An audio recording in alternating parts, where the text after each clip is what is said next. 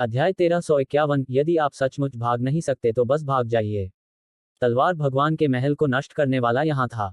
इसके अलावा यांग यी को लगा कि वह उस व्यक्ति से मिल भी चुका है, क्योंकि उसने जो आवाज सुनी वह वाकई बहुत जानी पहचानी थी। यांग ये ने पीछे मुड़कर दूर की ओर देखा। अचानक वहां की जगह खुल गई और फिर एक भूरे रंग के लबादे वाला बूढ़ा आदमी उसके भीतर से बाहर आया। बूढ़े आदमी को देखकर यांग ये की पुतलियां सिकुड़ गईं। यह जियानजू था। उसके सामने वाला बूढ़ा आदमी जियानजू था। यह कैसे संभव हो सकता है? यांग ये की आंखें अविश्वास से भर गईं। जियानजू रहस्यमय विशेषज्ञ था जिसने तलवार भगवान के महल को नष्ट कर दिया था। इस बीच अंधी युवती ने जियानजू को देखा और कहा, हजारों सालों तक छिपने के बाद तुम आखिरकार खुद को दिखाने के लिए तैयार हो। जियानजू ने उदासीनता से कहा, क्या आपने मुझे खुद को दिखाने के लिए उन सभी वर्षों पहले तार्किक तलवार आरेख को जब्त नहीं किया था? अंधी युवती ने सिर हिलाया और कहा, अब तुम दोनों यहाँ हो तो चलो आज सब कुछ सुलझा लेते हैं। जैसे ही उसने बोलना समाप्त किया, उसके चारों ओर का स्थान अचानक कांपने लगा। कुछ ऐसा है जो मुझे समझ में नहीं आ रहा है। इस बीच जियानजू ने अचानक कहा, अंधी युवती, मेरी जानकारी के अनुसार तुम्हारे और तलवार भगवान के महल के बीच कोई संबंध नहीं है, और तुम्हारे और जियानजू जी के बीच भी कोई संबंध नहीं है। तो तुम तलवार भगवान के महल का बदला क्यों ले रही हो? मैंने इन वर्षों में इसके बारे में सोचा है, लेकिन कभी इसका पता नहीं लगा पाया। क्या यह हो सकता है कि तुम वास्तव में उस तुच्छ बाहरी दरबार के शिष्य के लिए ऐसा कर रही हो? जैसे ही जियानजू ने बोलना समाप्त किया, यांग ये ने देखा कि ब्लाइंड मैडन की अभिव्यक्ति तुरंत ठंडी हो गई, या इसे काफी क्रूर कहा जाना चाहिए। उसी समय कहीं से भी राक्षसी हत्या का इरादा प्रकट हुआ। यह प्रतीत होता है कि ठोस हत्या का इरादा बेहद भयानक था, और यहाँ तक यांग ये जैसा कोई व्यक्ति जिसने शून्य रैंक वध के इरादे को समझा था, वह भी इससे लगभग प्रभावित था। लगता है कि यह सच है। जियानजू ने हंसते हुए अपना दाहिना हाथ थोड़ा हिलाया। उसके अंदर से प्रकाश का एक पारदर्शी घेरा बाहर निकला और फिर उसके चारों ओर हत्या की मंशा बिना किसी निशान के तुरंत गायब हो गई। उसके बाद उसने ब्लाइंड मैडन को देखा और कहा, मैंने कभी नहीं सोचा था कि तुम्हारे स्तर का एक विशेषज्ञ वास्तव में इतने लंबे समय तक खुद को यहाँ फंसाएगा, सिर्फ तलवार भगवान के महल के एक तुच्छ बाहरी दरबारी शिष्य की खातिर। तुम सच में प्यार में पागल हो गए थे। अंधी युवती ने अपनी मुठ्ठियां कस लीं। बहुत समय हो गया है। अब समय आ गया है कि तुम भी मुक्त हो जाओ, और मुझे भी। चलो आज ही इसे खत्म कर देते हैं। जियानजू के मुंह के कोनों पर एक ठंडी मुस्कान तैर गई। हमें वास्तव में ऐसा करना चाहिए। टकराना। जैसे ही उसने बोलना समाप्त किया, उसके भीतर से तलवार की एक भयानक किरण विस्फोटक रूप से बाहर निकली, और फिर यांग ये की अभिव्यक्ति तुरंत बदल गई। अर्ध रिटर्नल रैंक। जियानजू की तलवार की मंशा वास्तव में अर्ध रिटर्नल रैंक पर थी। अंधी युवती ने थोड़ा सा मुंह सिकोड़ा, लेकिन उसके माथे को आराम मिलने में देर नहीं लगी। कोई आश्चर्य नहीं कि तुमने खुद को दिखाने की हिम्मत की। तो तुमने तलवार की मंशा के बराबर क्वासी रिटर्नल रैंक हासिल कर ली है। अर्ध रिटर्नल रैंक। जियानजू ने हंसते हुए कहा, अभी के लिए। यह जल्द ही असली रिटर्नल रैंक पर होगा। अंधी युवती ने कुछ नहीं कहा, और वह हमला करने ही वाली थी। लेकिन यांग ये अचानक उसके पास आ गया, और जब उसने उसे आते देखा तो वह भौंचक्की रह गई। तुम उनसे मुकाबला नहीं कर सकती। यांग ये ने जवाब दिया, अगर वे आपसे 2 बनाम 1 की लड़ाई करते हैं तो यह बहुत अनुचित है। भले ही उसकी ताकत स्वर्ग को चुनौती देने वाली थी, लेकिन उसे एहसास हो गया था कि वह ड्रैगन या जियानजू के खिलाफ एकल मुकाबले में निश्चित रूप से जीत जाएगी, लेकिन 2 बनाम 1 की लड़ाई में उसके पास जीतने का कोई मौका नहीं होगा। इसलिए उसे आगे बढ़ना पड़ा। चिंता मत करो, तुम भी बच नहीं पाओगे। इस बीच जियानजू की नजर यांग ये पर पड़ी, और उसने कहा, वास्तव में तुमने मुझे सचमुच आश्चर्यचकित कर दिया है। मैं बेहद हैरान हूँ। मुझे यह स्वीकार करना होगा कि मेरे वरिष्ठ भाई जियानजू जी के बाद से तुम्हारी प्राकृतिक प्रतिभा वास्तव में डार्क हेल कॉन्टिनेंट के इतिहास में सर्वश्रेष्ठ है। नहीं, मुझे कहना चाहिए कि तुम्हारी प्राकृतिक प्रतिभा मेरे वरिष्ठ भाई से भी आगे निकल गई है। आपके वरिष्ठ भाई? यांग ये ने जियानजू की ओर देखा। जियानजू जी आपके वरिष्ठ भाई थे? क्या तुम इतने हैरान हो? जियानजू मुस्कुराया। यांग ये, मैं वास्तव में तुम्हारी बहुत प्रशंसा करता हूँ। खास तौर पर जिस तरह से तुम काम करते हो। मुझे लगता है कि तुम जैसे व्यक्ति ही सच्चे तलवार साधक होते हैं। जहां तक मेरे वरिष्ठ भाई की बात है, तो वह हठपूर्वक घिसे पिटे विचारों पर अड़ा रहा। धार्मिकता, न्याय, मुझे उसकी ये सारी बकवास पसंद नहीं है। यांग ये ने कहा, तो तुमने तलवार भगवान के महल को नष्ट कर दिया? बेशक मैंने किया। जियानजू के चेहरे पर एक क्रूर भाव था। जब तक वह जीवित था, वह हमेशा मुझे नीचे धकेलने के लिए मौजूद था। तलवार भगवान के महल में हर अच्छी चीज का इस्तेमाल पहले उसका था। हर कोई उसके बारे में जानता था, जियानजू जी, लेकिन कोई भी मेरे बारे में नहीं जानता था, जियानजू। ठीक है, मेरी ताकत उसकी तुलना में कम थी, इसलिए तलवार भगवान की मुहर जैसे सभी अच्छे खजानों का उसका होना सामान्य बात है। यांग ये काफी हैरान था, जब तुम समझते हो तो तुमने तलवार भगवान के महल को क्यों नष्ट किया। जियान जू का चेहरा और भी अधिक क्रूर हो गया। तलवार भगवान के महल के भीतर सब कुछ उसके जीवित रहते हुए उसका था, और मैंने इसे स्वीकार कर लिया क्योंकि मैं कमजोर था। हालांकि तलवार भगवान के महल को उसके मरने के बाद मेरे नियंत्रण में होना चाहिए था, और तलवार भगवान की मुहर मेरी होनी चाहिए थी। हालांकि क्या आप जानते हैं कि उसकी इच्छा क्या थी। उसने इच्छा जताई कि मुझे, जियान जू को, तलवार भगवान के महल को नियंत्रित करने की अनुमति नहीं दी जानी चाहिए, और तलवार भगवान की मुहर और तारकीय तलवार आरेख मेरे हाथों में नहीं आना चाहिए। वह नहीं चाहता था कि मैं तलवार डोमेन के रहस्यों का पता लगाऊं, और वह नहीं चाहता था कि मैं एक दिन उससे आगे निकल जाऊं। हा हा हा। जैसे ही जियान जू ने बोलना समाप्त किया, वह धीरे धीरे पागल हो गया। यांग ये ने जियान जू की ओर देखा, उसके माथे पर तलवार भगवान की मुहर को छुआ, और कहा, तुमने मुझे तलवार भगवान की मुहर पाने के लिए तलवार भगवान के महल में जाने के लिए मजबूर किया। क्योंकि एक बार जब तुम इसे प्राप्त कर लोगे तो तुम सच्ची रिटर्नल रैंक तलवार की मंशा प्राप्त करने में सक्षम हो जाओगे, है ना। तुम बहुत होशियार हो। जियान जू मुस्कुराया, वास्तव में मैं बस इसे आजमाना चाहता था। क्योंकि तुम्हारे बगल में बैठी वह महिला तलवार साधकों से बहुत नफरत करती है। लेकिन मुझे कभी उम्मीद नहीं थी कि तुम वहां जाकर तलवार भगवान की मुहर वापस लाओगे। तुमने मुझे वाकई चौंका दिया। बेशक, मुझे और भी सुखद आश्चर्य हुआ। हालांकि मुझे जो सबसे बड़ा सुखद आश्चर्य हुआ वह यह था कि तलवार भगवान की मुहर ने वास्तव में अपनी चेतना को नष्ट कर दिया था। हा हा हा। यहाँ तक कि स्वर्ग भी मेरी मदद कर रहा था। आखिरकार, अगर इसकी चेतना अभी भी बरकरार थी, तो इसे वश में करना बहुत मुश्किल होगा। यांग ये ने जियान जू की ओर देखा और कहा, मुझे अभी भी कुछ समझ नहीं आया। मुझे तलवार भगवान की मुहर बहुत पहले मिल गई थी, और आपकी ताकत मेरी ताकत से कहीं ज्यादा है। तो आपने इसे क्यों नहीं छीना। उसने हिम्मत नहीं की। यह अंधी युवती थी जो बोली, तुम्हारी ताकत कमजोर नहीं है। उसे तुमसे अपनी असली ताकत छीनने के लिए उसे दिखाना होगा। अगर वह ऐसा करता तो मुझे तुरंत पता चल जाता। अब उसने खुद को दिखाने की हिम्मत इसलिए की है क्योंकि वह राक्षसी ड्रैगन अपनी चोटों से उबर चुका है और बहुत ज्यादा मजबूत हो गया है। जियान जू ठंडी हंसी हंसा, अब इसे लेने में बहुत देर नहीं हुई है। यांग ये ने अंधी युवती को देखा और फूट फूट कर हंसी, क्या मैं तुम्हें बड़ी मुसीबत में डाल दूंगी अगर वह तलवार भगवान की मुहर हासिल कर ले। अंधी युवती ने खुलकर कहा, हाँ। यांग ये के मुंह के कोने थोड़े से फड़क उठे।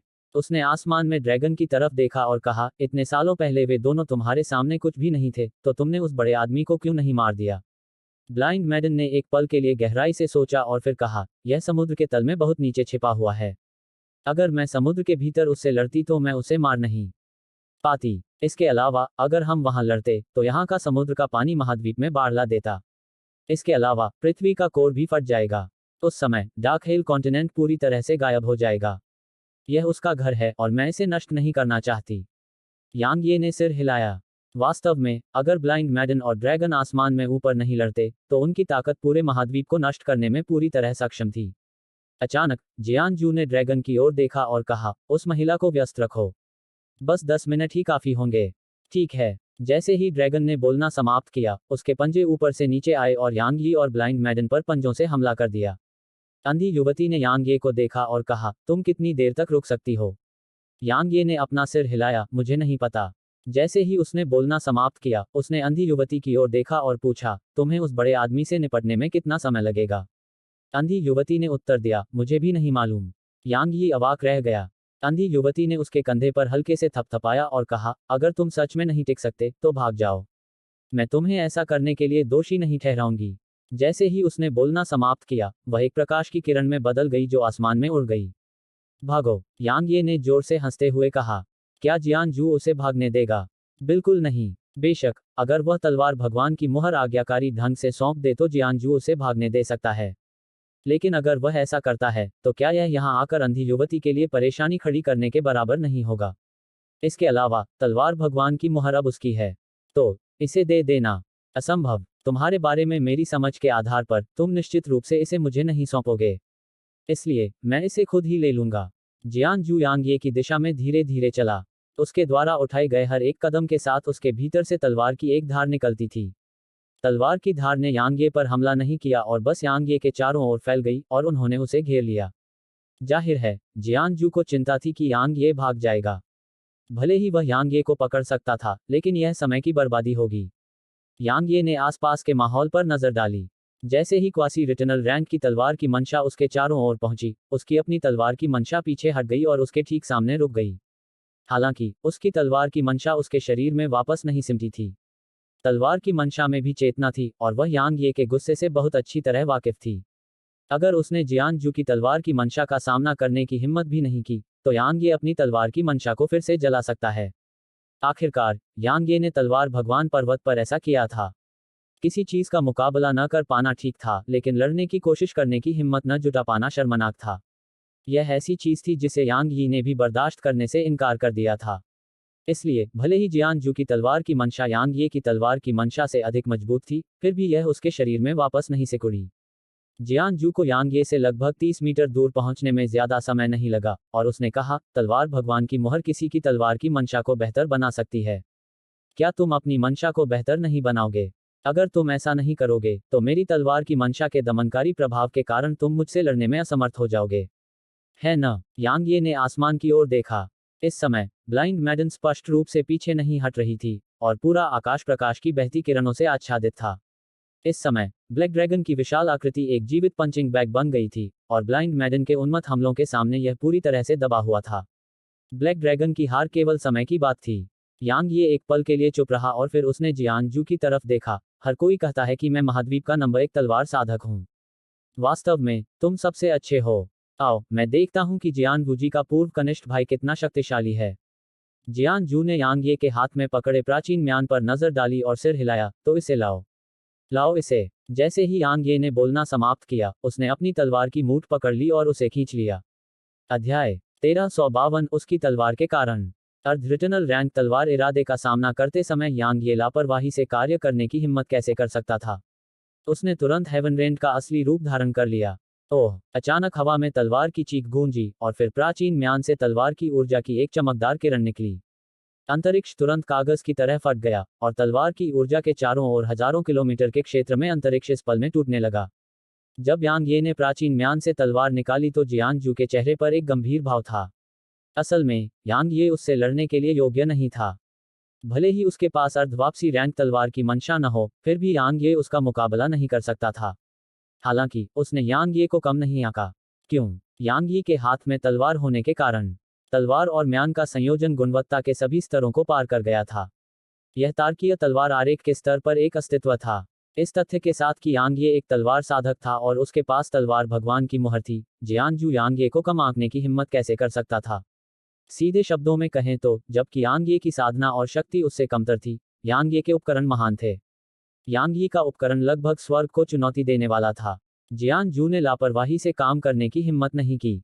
एक पल में उसके सामने पतली हवा से एक भयानक तलवार की धार दिखाई दी, और फिर उसके चारों ओर का स्थान अचानक हिंसक रूप से कांपने लगा।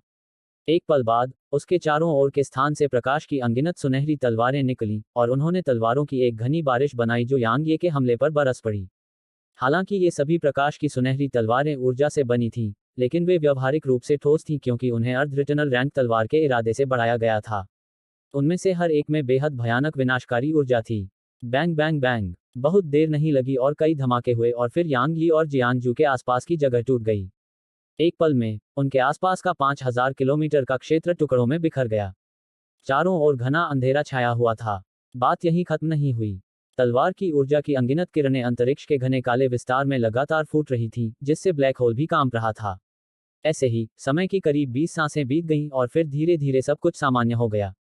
यहां तक कि अंतरिक्ष भी सामान्य हो गया। यांग ये और जियान जू एक दूसरे के सामने खड़े थे और उनके बीच लगभग 3 किलोमीटर की दूरी थी। कुछ पलों की खामोशी के बाद जियान जू की छाती अचानक फट गई, और वहां से खून की अनगिनत धारें बाहर निकल आईं। लेकिन उसके सीने पर लगी चोट को रहस्यमयी ऊर्जा की एक धार से ढकने में ज्यादा समय नहीं लगा, और फिर वह धीरे धीरे ठीक होने लगी। जियान जू ने यांग ये की ओर देखा और कहा, एक बहुत ही मजबूत तलवार तकनीक। यह तलवार भगवान के महल की किसी भी तलवार तकनीक से कहीं ज्यादा शक्तिशाली है। बेशक तार्किक तलवार आरेख इसमें शामिल नहीं है। खांसी। यांग ये ने हल्की खांसी की, और फिर उसके मुंह के कोने से खून की एक धार धीरे धीरे बाहर निकली। उसी समय उसका शरीर एक पल में लाल हो गया। अगर कोई ध्यान से देखे तो उसे पता चलेगा कि उसका पूरा शरीर छेदों से ढका हुआ था। उसका शरीर युग क्षेत्र में था, इसलिए वह बेहद मजबूत था। हालांकि जियान जू उससे ज्यादा मजबूत था। क्या तलवार भगवान के महल को नष्ट करने में सक्षम व्यक्ति कमजोर हो सकता है? यह कहा जा सकता है कि यदि यांग ये के पास तलवार अग्रदूत नहीं होता, तो उसे जियान जू से लड़ने का अधिकार भी नहीं होता। यद्यपि यह काफी शर्मनाक था, पर यह सच था। मेरे अनुमान के आधार पर आपको उस तकनीक को केवल एक बार और निष्पादित करने में सक्षम होना चाहिए। जियान जू यांग यी की ओर चलना शुरू कर दिया और कहा, आओ अपना अंतिम हमला करो। जैसे ही उसने बोलना समाप्त किया, उसके सामने पतली हवा से तलवार की एक किरण प्रकट हुई। उसी समय उसके सामने अनगिनत सुनहरी ऊर्जा तलवारें प्रकट हुईं। उन्होंने ऊर्जा तलवारों की एक सुनहरी ढाल बनाई। उसके बाद ढाल से सुनहरी रोशनी की किरणें निकली और ढाल के ऊपर अवरोधों की परतें बना दी। उसी समय एक भयंकर तलवार की धार यांग ये पर दबाव डालने लगी। यांग ये ने धीरे से अपनी दाहिनी मुट्ठी बंद की और आसमान की ओर देखा। इस समय ब्लाइंड मैडन अभी भी काले ड्रैगन के साथ भयंकर युद्ध में थी। काला ड्रैगन अभी भी एक वंचित स्थिति में था और व्यवहारिक रूप से उसे पीटा जा रहा था। हालांकि ब्लाइंड मैडन के लिए इसे कम समय में मारना स्पष्ट रूप से असंभव था। यांग ये ने गहरी सांस ली। वह अच्छी तरह जानता था कि वह काले ड्रैगन को मारने और उसकी सहायता करने के लिए उसके पास आने की उम्मीद नहीं कर सकता था। इसलिए यांग ये ने झिझकना बंद कर दिया और उसके माथे पर तलवार भगवान की मुहर चमक उठी। इसे और अधिक चमकदार होने में ज्यादा समय नहीं लगा। उसी समय उसकी तलवार की मंशा और भी मजबूत होती गई। टकराना। कुछ ही क्षणों के बाद यांग ये के भीतर से एक भयावह आभा और तलवार की मंशा फूट पड़ी, और फिर जियान जू ने यांग ये को घेरने के लिए जिस तलवार की मंशा का इस्तेमाल किया था, वह यांग ये की तलवार की मंशा से तुरंत नष्ट हो गई। अर्ध रिटर्नल रैंक तलवार इरादा। जब उसे एहसास हुआ कि ब्लाइंड मैडन ब्लैक ड्रैगन से जल्दी नहीं निपट पाएगी, तो यांग ये ने निर्णायक रूप से अपनी तलवार की मंशा को क्वासी रिटर्नल रैंक तक सुधारने का फैसला किया। क्योंकि केवल क्वासी रिटर्नल रैंक तलवार की मंशा हासिल करके ही वह जियान जू से लड़ने में सक्षम हो सकता था। अर्ध वापसी रैंक। जियान जू की आंखें थोड़ी सिकुड़ गईं, और फिर उसने एक उंगली आगे की ओर टैप की। एक सुनहरी ऊर्जा तलवार तुरंत आगे बढ़ी, और यह इतनी तेज थी कि यांग ये इसे स्पष्ट रूप से देख भी नहीं पाया। यांग ये चौंक गया और जल्दी से प्रेत ढाल को उसके सामने आने का आदेश दिया। टकराना। एक विस्फोट हुआ और फिर यांग यी को लगभग 1 किलोमीटर दूर धकेल दिया गया। यांग ये ने अपने सामने प्रेत ढाल को देखा। इस समय वास्तव में उस पर दरारें थीं। इतना तेज और मजबूत। यांग ये ने जियान जू की तरफ देखा। उसने बिना किसी हिचकिचाहट के अपना दाहिना पैर नीचे पटक दिया और उसका आकार एक चमकीली रोशनी में बदल गया जो जियान जू की तरफ चली गई। यांग ये ने अपनी तलवार की मूठ को हवा में कसकर पकड़ लिया, जबकि उसके अंदर की गहरी ऊर्जा पागलपन की हद तक बढ़ गई। उसकी गहरी ऊर्जा प्राचीन म्यान में घुस गई, जबकि उसकी शारीरिक शक्ति पूरी तरह से एकाग्र हो गई। यांग ये ने अपनी तलवार भी नहीं निकाली थी, लेकिन उसकी गति और शारीरिक शक्ति ने उसके सामने के स्थान को फाड़ डाला। जियान जू की अभिव्यक्ति धीरे धीरे ठंडी होती गई, और उसने धीरे से अपना दाहिना हाथ ऊपर उठाया। एक पल में उसके सामने की ढाल जो स्वर्ण ऊर्जा तलवारों से बनी थी, तेजी से घूमने लगी। जैसे ही यह तेजी से घूमने लगी, इसमें से स्वर्ण तलवार ऊर्जा की किस्में बाहर निकली, और बस एक पल में ही स्वर्ण तलवार ऊर्जा की अनगिनत किस्में यांग ये को घेरने लगी। ओह! अचानक स्वर्णिम तलवार ऊर्जा के घने सागर के भीतर से तलवार की चीख गूंजी, और फिर स्वर्णिम तलवार ऊर्जा की किस्में तुरंत बिखर गईं। उसके बाद प्रकाश की एक किरण स्वर्णिम ढाल से टकराए। टकराना। एक विस्फोट हुआ और सुनहरी ढाल तुरंत टूट गई। उसी समय जियान जू अचानक प्रकाश की किरण में बदल गया जो बिजली के बोल्ट की तरह आगे बढ़ी। टकराना। एक और जोरदार धमाका हुआ और फिर यहाँ का स्थान एक बार फिर ढह गया। पूरे क्षेत्र में घना अंधेरा छा गया। अंतरिक्ष को सामान्य होने में ज्यादा समय नहीं लगा, लेकिन एक बार फिर से अंतरिक्ष के ढहने में बस एक पल लगा। यह एक चक्र में 10 से ज्यादा बार हुआ, इससे पहले कि यहाँ का अंतरिक्ष आखिरकार स्थिर हो जाए। यांग यी और जियान जू एक दूसरे से 3 किलोमीटर दूर खड़े थे, और दोनों बिना हिले डुले वहीं खड़े रहे। यांग यी का शरीर घने गड्ढों से ढका हुआ था, और ऐसा लग रहा था जैसे असंख्य तीरों ने उसे छेद दिया हो। यह बेहद चौंकाने वाला था। जहां तक जू का सवाल है, उसका बायां हाथ गायब था। वाकई कमाल है। इस बीच जियान जू ने अचानक यांग ये को देखा और कहा, मैंने अपने जीवन में जितनी भी तलवार तकनीकें देखी हैं, उनमें से स्टेलस स्वॉर्ड डायग्राम द्वारा बनाई गई तलवार संरचना के अलावा ऐसी कोई अन्य तलवार तकनीक नहीं है जो आपकी उस तलवार तकनीक की तुलना कर सके। वह स्वाभाविक रूप से चौंक गया। आखिरकार वह साधना में यांग ये से लगभग 3 लोग ऊपर था। भले ही यांग ये ने उसे घायल करने के लिए ताकत के बाहरी स्रोतों पर भरोसा किया था, लेकिन इस बात से इनकार करना असंभव था कि यांग ये कितना भयानक था। दुर्भाग्य से मैं अभी भी तुम्हें नहीं मार पाया। यांग ये ने जियान जू की ओर देखा। उसने सोचा था कि एक बार जब उसकी तलवार की मंशा क्वासी रिटर्नल रैंक तक बढ़ गई, तो वह एक ही हमले में जियान जू को मारने के लिए हेवन रेंट के असली रूप पर भरोसा कर सकता है। लेकिन वह निराश था। जियान जू की ताकत लेडी से बिल्कुल भी कम नहीं थी, और यह उससे भी ज्यादा मजबूत हो सकती थी। लेकिन यह बात सही थी। आखिरकार जियान जू अनगिनत वर्षों तक जीवित रहा था। मुझे मार डालोगी? जियान जू ने हंसते हुए कहा। यांग ये, अगर तुम तलवार चलाने की उस तकनीक को बिना किसी सीमा के निष्पादित कर सकते हो। नहीं, इसे बिना किसी सीमा के निष्पादित करने की कोई आवश्यकता नहीं है। भले ही तुम इसे लगातार 5 बार निष्पादित कर सको, मैं तुरंत पीछे मुड़कर चला जाऊंगा। दुर्भाग्य से, तुम्हारी वर्तमान ताकत इसे अधिकतम 2 बार निष्पादित करने के लिए पर्याप्त है न? जैसे ही उसने बोलना समाप्त किया, जियानजू ने अचानक आसमान की ओर देखा। इस समय, राक्षसी ड्रैगन पूरी तरह से दबा हुआ था और व्यावहारिक रूप से पीटा जा रहा था। कहने की जरूरत नहीं है, यह देखना वाकई मनोरंजक था कि विशाल राक्षसी ड्रैगन को ब्लाइंड मैडन द्वारा पीटा जा रहा था जो उससे अनगिनत गुना छोटी थी। वह वास्तव में खुद को संयमित करने में अच्छी है। जियानजू ठंडी हंसी हंसा, और फिर उसने यांग ये को देखा, क्या तुम्हारे पास कोई और तुरुप का पत्ता है? तुम समय खरीद रहे हो? यांग ये की आंखें थोड़ी सिकुड़ गईं। जियानजू तुरंत हमला कर सकता था। पहली बार हेवन रेंट को मारने के बाद भी, जियानजू हमला करने का अवसर पा सकता था। जियानजू की ताकत और गति के आधार पर, जियानजू के लिए उसे मारना पूरी तरह से संभव था, इससे पहले कि उसे फिर से हेवन रेंट को मारने का मौका मिले। हालांकि, जियानजू ने ऐसा नहीं किया था। इसलिए, इसका केवल एक ही स्पष्टीकरण था, और वह यह था कि जियानजू समय खरीद रहा था। जियानजू समय क्यों खरीद रहा था? यांग ये ने काले ड्रैगन की तरफ देखा। क्या वह उस काले ड्रैगन को मारने के लिए ब्लाइंड मैडन पर निर्भर रहना चाहता है? यह समझ में नहीं आता। अगर वह काला ड्रैगन मारा जाता है, तो उसकी ताकत अकेले ब्लाइंड मैडन से लड़ने के लिए पूरी तरह से अपर्याप्त होगी। गर्जन। ठीक उसी समय जब यांग ये उलझन में थी, आसमान में काला ड्रैगन अचानक गुस्से से दहाड़ने लगा। यांग ये और जियानजू दोनों ने एक साथ ऊपर देखा, और उन्होंने काले ड्रैगन के चारों ओर पतली काली रोशनी की एक परत देखी। एक बार जब काली रोशनी दिखाई दी, तो न केवल ब्लाइंड मैडन के हमले काले ड्रैगन को कोई नुकसान पहुंचाने में असमर्थ थे, बल्कि उसके हमले भी बिखर गए। यह देखकर यांग ये की अभिव्यक्ति बदल गई क्योंकि काला ड्रैगन और अधिक शक्तिशाली हो गया था। राक्षसी ड्रैगन कबीले की अंधेरे की ढाल। व्यावहारिक रूप से सभी ड्रैगन कबीलों के पास ऐसी ढाल होती है। इस बीच, जियानजू अचानक मुस्कुराया, हर बार जब इसे सक्रिय किया जाता है, तो उनकी सुरक्षा और ताकत में जबरदस्त सुधार होगा। हालांकि, इसकी एक समय सीमा है। उदाहरण के लिए, वह इसे हर 10 साल में एक बार ही निष्पादित कर सकता है। अब, मुझे किसी भी चीज के बारे में चिंता करने की जरूरत नहीं है, और लड़ाई खत्म हो जानी चाहिए।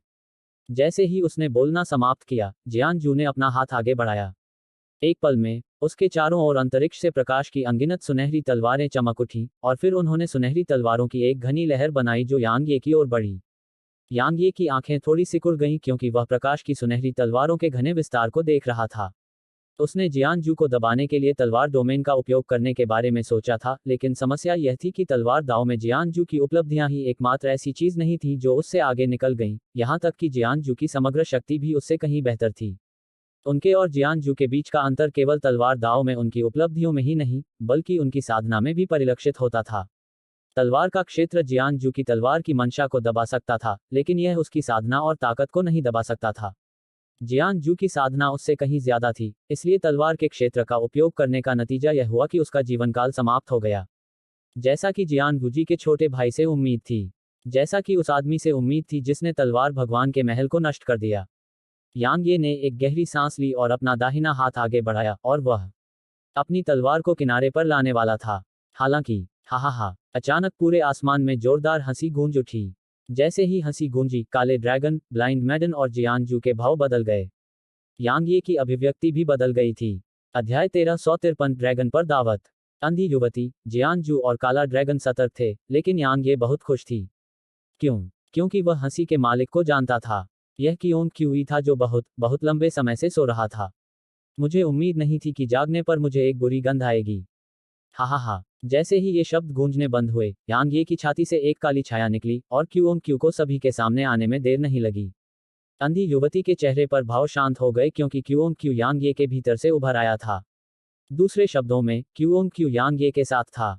जहां तक जियानजू और काले ड्रैगन की बात है, उनके चेहरे काफी भद्दे थे। खास तौर पर काले ड्रैगन की, जिसकी बड़ी बड़ी आंखें गंभीरता और डर से भरी हुई थीं। यह एक ड्रैगन था, और यह दानव जाति के भीतर खाद्य श्रृंखला में सबसे ऊपर था। बहुत कम राक्षस जानवर उसके लिए खतरा पैदा कर सकते थे, लेकिन यह राक्षस जानवर जिसे उसने पहले कभी नहीं देखा था, उसे बेहद खतरनाक लगा। वह कौन सा राक्षस जानवर है? केवल काला ड्रैगन ही नहीं था जो हैरानी से भरा हुआ था। जियानजू भी ऐसा ही था। यह बहुत ही समझ में आने वाली बात थी कि जियानजू और ब्लैक ड्रैगन ने क्यूओन क्यू को नहीं पहचाना। आखिरकार वे रेडियंट आयाम से नहीं थे और उन सभी वर्षों पहले के विद्रोही साधकों और क्रूर जानवरों का समूह डार्क हिल कॉन्टिनेंट में नहीं गया था। इसलिए जब उन्होंने क्यूओंग क्यू की थोड़ी अजीब उपस्थिति देखी तो ब्लैक ड्रैगन और जियानजू दोनों के दिल घबराहट से भर गए। बेशक उन्हें और भी डर लगा। क्यूओंग क्यू के यहाँ प्रकट होने के बाद उसकी नज़र तुरंत आकाश में राक्षसी ड्रैगन पर टिक गई और उसकी आंखों में लालच की झलक दिखी। इस बीच यांग ये ने अचानक कहा, तुम अंततः जाग गए। क्यूओंग क्यू ने यांग ये की ओर देखा और गुस्से से कहा, क्या यह सब तुम्हारा दोष नहीं है? असल में क्या तुम मुझे जानबूझकर परेशान करने की कोशिश कर रही हो? वरना जब मैं जागता हूं तो तुम हमेशा निराशाजनक स्थिति में क्यों होती हो? यांग यी के पास कहने को शब्द नहीं थे। क्यूओंग क्यू ने आगे कहा, भूल जाओ। वैसे भी मैं तुम्हारे साथ सिर्फ कुछ साल ही रहूंगा। मुझे यह मानने से इनकार है कि तुम उस दौरान मुझे मरवा सकते हो। जैसे ही उसने बोलना समाप्त किया उसने आकाश में राक्षसी ड्रैगन को देखा। ड्रैगन कबीला दुर्भाग्य से उसका वंश शुद्ध नहीं है, अन्यथा मुझे उससे थोड़ा डरना होगा। क्या मेरा रक्त शुद्ध नहीं है? काला ड्रैगन ठंडे स्वर में हंसा, क्या तुम मजाक कर रहे हो? मैं डार्क हिल कॉन्टिनेंट के वैध ड्रैगन कबीले से हूं और मेरे भीतर जो रक्त बहता है वह ड्रैगन कबीले का सबसे शुद्ध रक्त है। ड्रैगन कबीले की सबसे शुद्ध रक्त रेखा। क्यूओंग क्यू ने काले ड्रैगन को बीच में टोकते हुए कहा, कितना हास्यास्पद है। तुम सच में कहते हो कि तुम्हारे पास सबसे शुद्ध रक्त रेखाएं हैं? क्या तुम जानते हो कि एक सच्चा ड्रैगन कैसा होता है? क्या तुम जानते हो कि एक सच्चा ड्रैगन कितना भयानक होता है? नहीं, तुम नहीं जानते। ठीक है, मुझे खुद को सही करने की अनुमति दें। तुम ही एकमात्र ऐसे व्यक्ति नहीं हो जिसका रक्त रेखा अशुद्ध है, तुम्हारे पूर्वज भी वही हैं। यह दुनिया नहीं, इस ब्रह्मांड में कोई सच्चा ड्रैगन नहीं है। यहाँ के ड्रैगन को केवल सच्चे ड्रैगन कबीले के शाखा कबीलों का हिस्सा माना जा सकता है। हास्यास्पद बात यह है कि तुम वास्तव में सोचते हो कि तुम एक सच्चे ड्रैगन हो। क्या बकवास है। काला ड्रैगन गुस्से से बोला, अरे कहीं से भी आ गया नीच प्राणी। तूने मेरे ड्रैगन कबीले का अपमान करने की हिम्मत की। नीच। क्यूओंग क्यू की आंखों में क्रूरता झलक उठी। एक पल बाद वह लाल रोशनी की किरण में बदल गया जो हवा में काले ड्रैगन की ओर बढ़ गई। हम्फ। काले ड्रैगन ने घुरघुराहट के साथ कहा, उसकी आंखों में भी क्रूरता झलक रही थी, और फिर उसने अपने शरीर को क्यूओंग क्यू की ओर पटक दिया।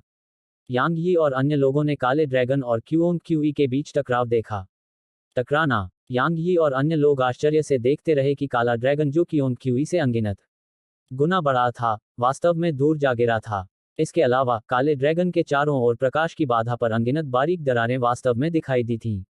इस बीच क्यूओंग क्यू नहीं रुका और उसका शरीर चमक उठा और फिर से काले ड्रैगन की ओर बढ़ गया। Bang bang bang. आसमान से कई धमाके गूंज रहे थे।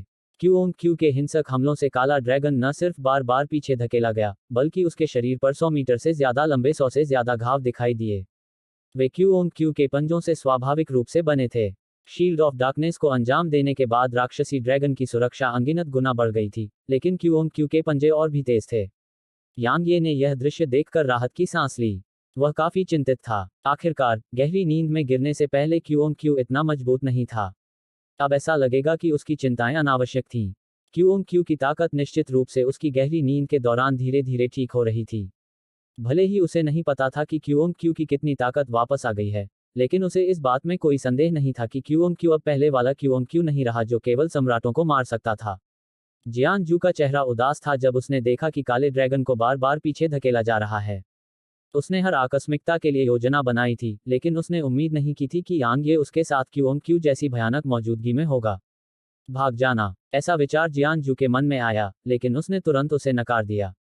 अंधी युवती यहाँ थी, इसलिए उसके लिए भागना बिल्कुल असंभव था। न ही वह भागना चाहता था, क्योंकि वह हजारों वर्षों से भाग रहा था। जियानजू ने एक गहरी सांस ली और उसके भीतर की गहन ऊर्जा पागलपन की हद तक बढ़ गई। उसके बाद उसके आसपास का स्थान हिंसक रूप से कांपने लगा। यह देखकर यांग ये की अभिव्यक्ति बदल गई। चूंकि जियानजू भागा नहीं था, इसलिए यह स्पष्ट था कि जियानजू अपना अंतिम स्टैंड बनाने का इरादा रखता था। लेकिन यांग ये अब हेवनरेंट को निष्पादित करने में सक्षम नहीं था, इसलिए वह जियानजू के लिए खतरा बनने में पूरी तरह से असमर्थ था। इसके अलावा उसे अपनी तलवारबाजी की मंशा के कारण प्रतिकूल प्रतिक्रिया भी झेलनी पड़ी। अचानक अंधी युवती यांग ये के सामने प्रकट हुई और फिर उसने यांग ये के माथे के बीच में अपनी उंगली थपथपाई। यांग ये ने तुरंत महसूस किया कि रहस्यमयी ऊर्जा की एक किरण उसके दिमाग में प्रवेश कर गई। जैसे ही ऐसा हुआ, उसका दिमाग तुरंत काफी हद तक साफ हो गया और प्रतिक्रिया थोड़ी कम हो गई। अंधी युवती ने अपना हाथ वापस खींच लिया और कहा, जाओ ध्यान करो। प्रतिक्रिया को आगे बढ़ने मत दो। बाकी सब मुझ पर छोड़ दो। यांग ये ने सिर हिलाया और फिर उसकी आकृति चमक उठी और 30 किलोमीटर दूर दिखाई दी। उसने अपनी अंतिम चालें चली, लेकिन वह अभी भी जियानजू को मारने में सक्षम नहीं था। इसलिए अगर वह यहाँ रहता तो वह केवल क्यूओंग क्यू और ब्लाइंड मैडन के लिए बोझ बन जाता। यांग ये ने लड़ाई पर कोई ध्यान नहीं दिया। वह बस पैर मोड़कर बैठ गया, बैंगनी क्रिस्टल निकाले और उन्हें अवशोषित करना शुरू कर दिया। जैसे ही ऊर्जा उसके अंदर बढ़ी, छोटा भंवर तुरंत घूमने लगा, और फिर बैंगनी ऊर्जा के धागे छोटे भंवर से निकलकर उसके पूरे शरीर में फैल गए और उन चोटों की मरम्मत की जो जियानजू ने उसे पहुंचाई थी। जियानजू ने ब्लाइंड मैडन को स्थिर रूप से देखा। गंभीरता के अलावा उनमें क्रूरता का भी एक निशान था। अगर ब्लाइंड मैडन नहीं होती तो वह स्टेलस वॉर्ड डायग्राम प्राप्त कर लेता और बहुत पहले ही इस दुनिया को छोड़ देता। हालांकि यह बिल्कुल ब्लाइंड मैडन की वजह से था कि वह न केवल स्टेलस वॉर्ड डायग्राम प्राप्त करने में असमर्थ था, बल्कि उसने लगभग अपनी जान भी गंवा दी थी। हालांकि वह अंत में बच गया था, लेकिन उसने दूसरों को अपनी असली पहचान बताने की हिम्मत नहीं की और उसके पास छिपने के अलावा कोई विकल्प नहीं था। यह सब उसके सामने खड़ी महिला की वजह से हुआ। जियानजू ने धीरे धीरे अपनी आंखें बंद कर लीं, जबकि उसके चारों ओर अर्ध वापसी रैंक की तलवार की मंशा मात्रा में और अधिक सघन होती गई, और यह और भी तेज होती गई। यहां तक कि उसके आसपास का स्थान भी तेजी से कांप रहा था। कुछ देर की खामोशी के बाद जियानजू ने अचानक अपनी आंखें खोलीं, और फिर उसने अपनी तर्जनी और मध्यमा उंगलियों को एक साथ दबाया और फिर उन्हें दूर से ब्लाइंड मैडन की ओर इशारा किया। ओह! आकाश में कान चीर देने वाली तलवार की चीख गूंजी, और फिर जियानजू के आसपास का स्थान ढह गया। विशाल ब्लैक होल से अनगिनत काली ऊर्जा वाली तलवारें चमक उठीं, और वे ब्लाइंड मैडन की दिशा में चली गईं। अंधी युवती का चेहरा शांत और स्थिर रहा, उसने अपना हाथ आगे बढ़ाया। एक पल में प्रकाश की अनगिनत किरणें उल्का वर्षा की तरह उसके अंदर से निकलीं, और वे उसके सामने खड़ी ऊर्जा तलवारों से टकराईं। Bang bang bang! Black hole के भीतर लगातार विस्फोट की आवाजें गूंज रही थीं।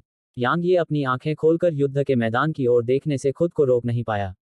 इस समय ब्लाइंड मैडन और जियानजू एक ब्लैक होल के भीतर थे, और ऊर्जा तलवारें और प्रकाश की किरणें लगातार चमक रही थीं और टकरा रही थीं।